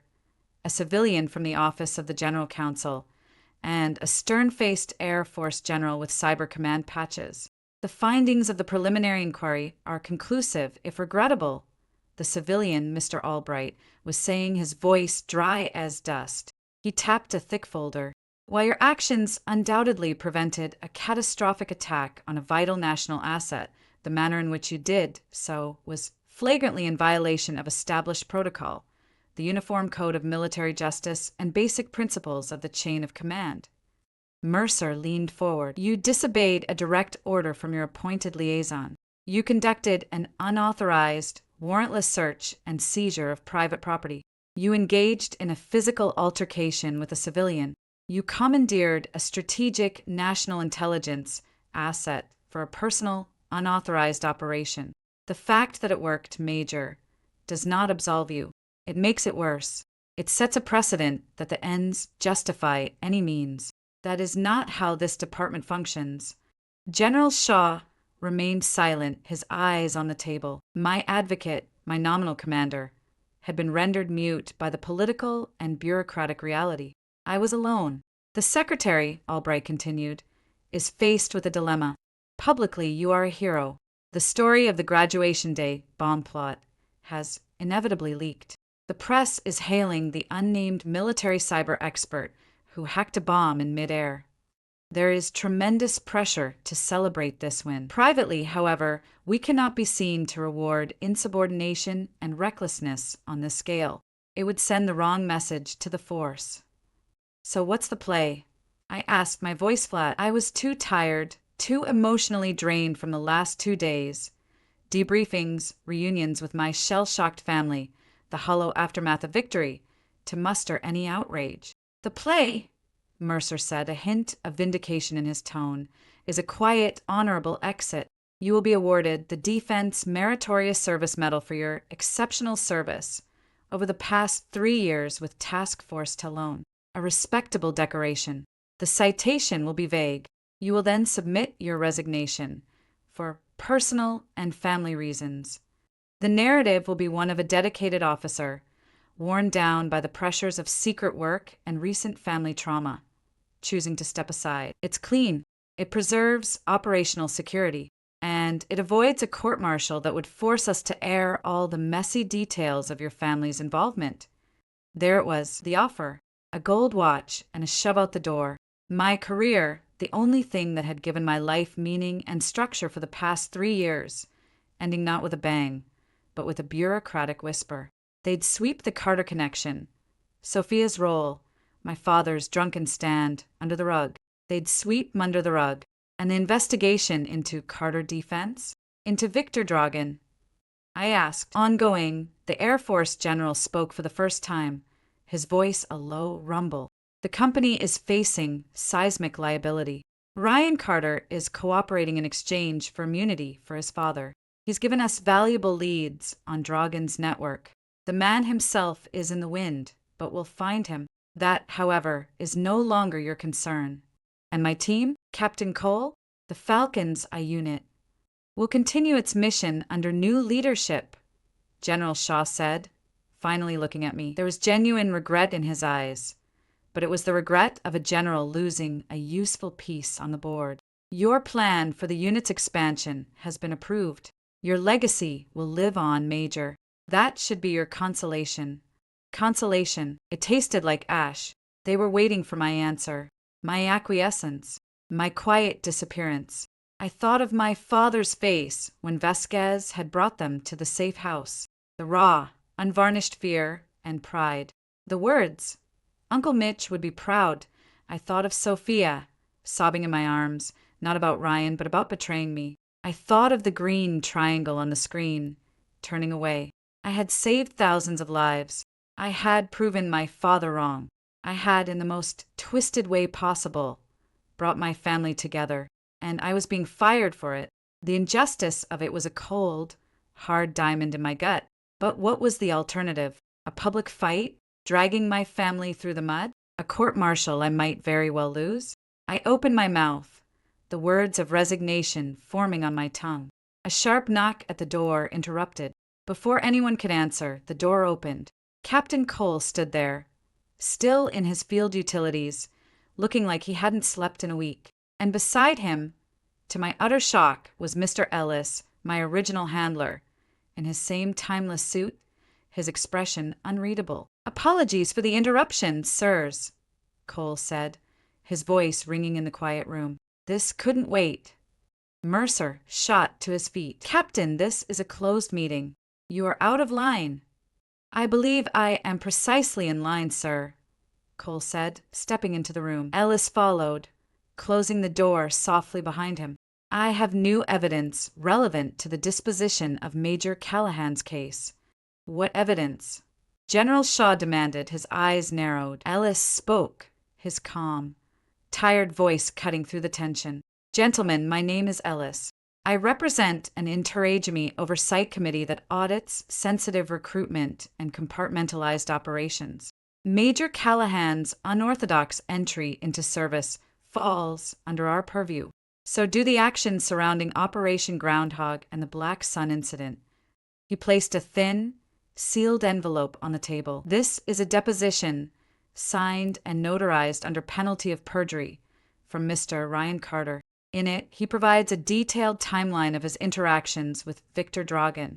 He confirms that Dragan's interest in Major Callahan was piqued over a year ago, based on anonymous tips about a cyber prodigy forcibly recruited from Stanford. Tips we have since traced that originated from within the Defense Contract Management Agency, an office that oversees Carter Defense Systems. Mercer paled slightly. "What are you implying?" "I'm not implying. I'm stating," Ellis said, his gaze like a laser. "There was a leak. A deliberate internal leak designed to paint a target on Major Callahan's back. Dragan didn't just stumble upon the Callahan family. He was pointed at them by someone with access to classified personnel records of a black program." The room went deathly quiet. "Captain Cole," Ellis continued, "has spent the last 36 hours cross-referencing access logs, secure communications, and financial records. He found a series of encrypted, off-book messages sent from a terminal in the Pentagon to a known Dragan cutout. The messages contained psychological profiles, service histories, and family details of key personnel in emerging cyber special operations units. Major Callahan's file was among the most detailed."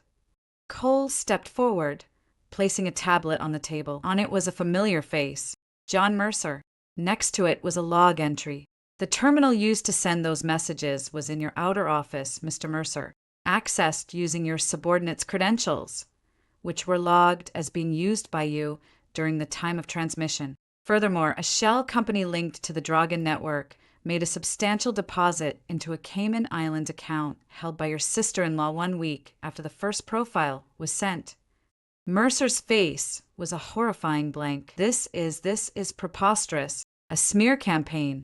This officer," he spat the word at Cole, "is clearly seeking revenge for my scrutiny of his commander." "The financial data is from Treasury," Ellis said mildly. "The access logs are from DISA. The analysis is from the NSA. This is not Captain Cole's vendetta. This is evidence of a senior DoD official compromising a covert operator for personal profit, ultimately leading to a direct attack on American soil. Your actions, Mr. Mercer, created the family vulnerability you so piously accused Major Callahan of having. You are the insider threat.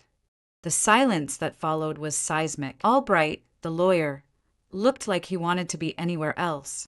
The Air Force general stared at Mercer with naked disgust. General Shaw slowly rose to his feet, his big hands flat on the table. "John," Shaw said, his voice dangerously quiet, "is any part of this true?" Mercer's mask finally cracked. It wasn't guilt. It was a furious, cornered pride. "You think you understand the pressures? The budgets? The political games? I was streamlining. I was identifying assets that were problematic. Loose cannons. The Callahan girl was a time bomb. Her family was a mess. I was providing market intelligence to a foreign entity to let nature take its course, to discredit her before she caused a real disaster with her cowboy tactics. I was protecting the institution." "You were treasonous," Shaw growled. "You almost got 4,000 people killed at a graduation. You handed a cyber terrorist the blueprint to break one of our best operators." "Guards." 2 Marines entered the room. Shaw pointed at Mercer. "Take him into custody. Get him out of my sight." Mercer didn't resist as they took his arms. He just looked at me as he was led out, his eyes filled with a hatred so pure it was almost admirable. "This isn't over. You're still a loose cannon, Callahan. They'll see it eventually." The door closed behind him. The remaining men in the room seemed to deflate. The energy had shifted irrevocably. Ellis turned to me. "Major, the committee wishes to extend its formal apologies. You were placed in an untenable position by the very mechanisms designed to protect you. Your actions, while unorthodox, were not only justified, they were necessitated by the corrupt failure of your oversight. The recommendation for your resignation is hereby rescinded." General Shaw cleared his throat. "Furthermore, given the exceptional nature of your performance under uniquely compromised circumstances and the critical intelligence you have provided in uncovering a deep corruption within this department, I am initiating a package for a Valor Award. The Bronze Star Medal is recommended. The Bronze Star for valor, not for meritorious service, for heroism under fire." My knees felt weak. "The award ceremony," Shaw continued, "will be public at the White House. The president wants to personally thank the officer who saved the Texas Cryptologic Center. The narrative will be one of unwavering dedication and brilliance in the face of a complex hybrid threat. The familial aspects will remain classified. It was the ultimate reversal, not a quiet resignation, but a national stage. Not a swept-under rug, but a medal from the commander-in-chief. The vindication was so total, so overwhelming, it was dizzying. "Thank you, sir," I managed to say. "Don't thank me," Shaw said, a ghost of a smile touching his lips. "Thank your captain." He wouldn't let it go. He looked at Cole. "You're a pain in the ass, Cole, but you're the right kind of pain. Dismissed, both of you. We'll be in touch about the ceremony." The White House Rose Garden, 1 week later. The sun was bright, the grass impossibly green. A podium stood before rows of chairs filled with dignitaries, military brass, and a small, carefully vetted press pool. My family sat in the front row, my mother dabbing her eyes with a handkerchief, Sophia sitting up straight, a new maturity in her eyes, and my father, Jack, in a suit that looked 2 sizes too big for the emotion contained within it. He watched me with an expression I still couldn't fully name. I stood at attention with a small group of other awardees. The president was at the podium, his voice carrying in the calm air. He spoke of courage, of innovation, of a new generation of warriors fighting battles in the shadows and in the digital ether. And so, for conspicuous gallantry and intrepidity at the risk of her life above and beyond the call of duty, while serving as commander of a special cyber operations task force during a complex, multi-vector terrorist attack on American soil, I am proud to award the Bronze Star Medal to Major Ava Callahan. The applause was warm, respectful. I stepped forward. The president, a tall man with a firm handshake, pin the medal to my uniform. It felt heavy, real. He leaned in, as if for a photo op, and whispered, "Your father looks like he might burst, Major. You should be very proud." "Thank you, Mr. President." I saluted, turned, and marched back to my place. My eyes found my father's. He wasn't crying. He was just still, as if seeing me clearly for the very first time. The Callahan home, Springwood, that evening. We didn't go to a fancy restaurant. My mother cooked. Meatloaf, mashed potatoes, green beans. The food of my childhood. The kitchen table, once a battleground, felt like a sanctuary. The atmosphere was different. The elephant in the room wasn't my failure anymore. It was everything that had happened. The unspoken words hung thick. Finally, after the pie was served, my father put down his fork. He looked at me, then at his hands, rough and worn. "I owe you an apology, Ava," he began, his voice low and gravelly. "No, that's not enough. I owe you an explanation." My mother reached for his hand, but he shook his head gently. "When your Uncle Mitch died, it broke something in me. He was more than my brother. He was everything I wanted to be. Braver, stronger, more certain. He joined up, and I stayed. And I told myself it was because someone had to run the business, take care of Mom and Dad. But the truth was I was scared. I saw the flag-draped coffin, and I knew I'd been right to be scared. His death proved that the world was a chaotic, violent place that took the best and brightest and ground them into dust. He took a shaky breath. Then you came along, and you were so much like him. Not just smart, fearless, curious in a way that scared me. You'd take apart the toaster to see how it worked. You'd climb the highest tree. You had that same light in your eyes, the light that made people follow Mitch. And I was terrified.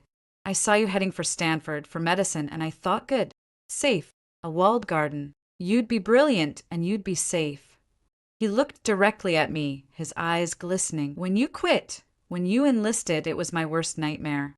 My little girl, with Mitch's light in her eyes, marching straight toward the machine that chewed him up. So I did the only thing I could think to do. I tried to dim that light.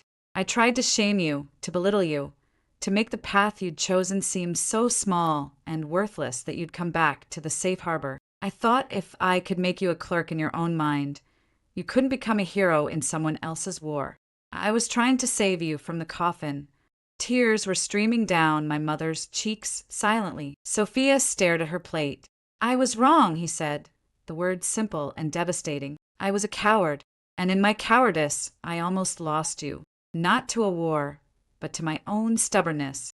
What you did, what you are, it's not a waste. It's the highest calling. Mitch would be so damn proud of you, and I am so ashamed that I wasn't." The silence in the kitchen was profound. The hum of the refrigerator was the only sound. I got up from my chair. I walked around the table and knelt beside my father's chair, just as I had in the living room when he held the gun. I took his large, work-roughened hand in both of mine. "You don't have to be ashamed, Dad," I said, my own voice thick. "You were scared. You lost a brother. I get it.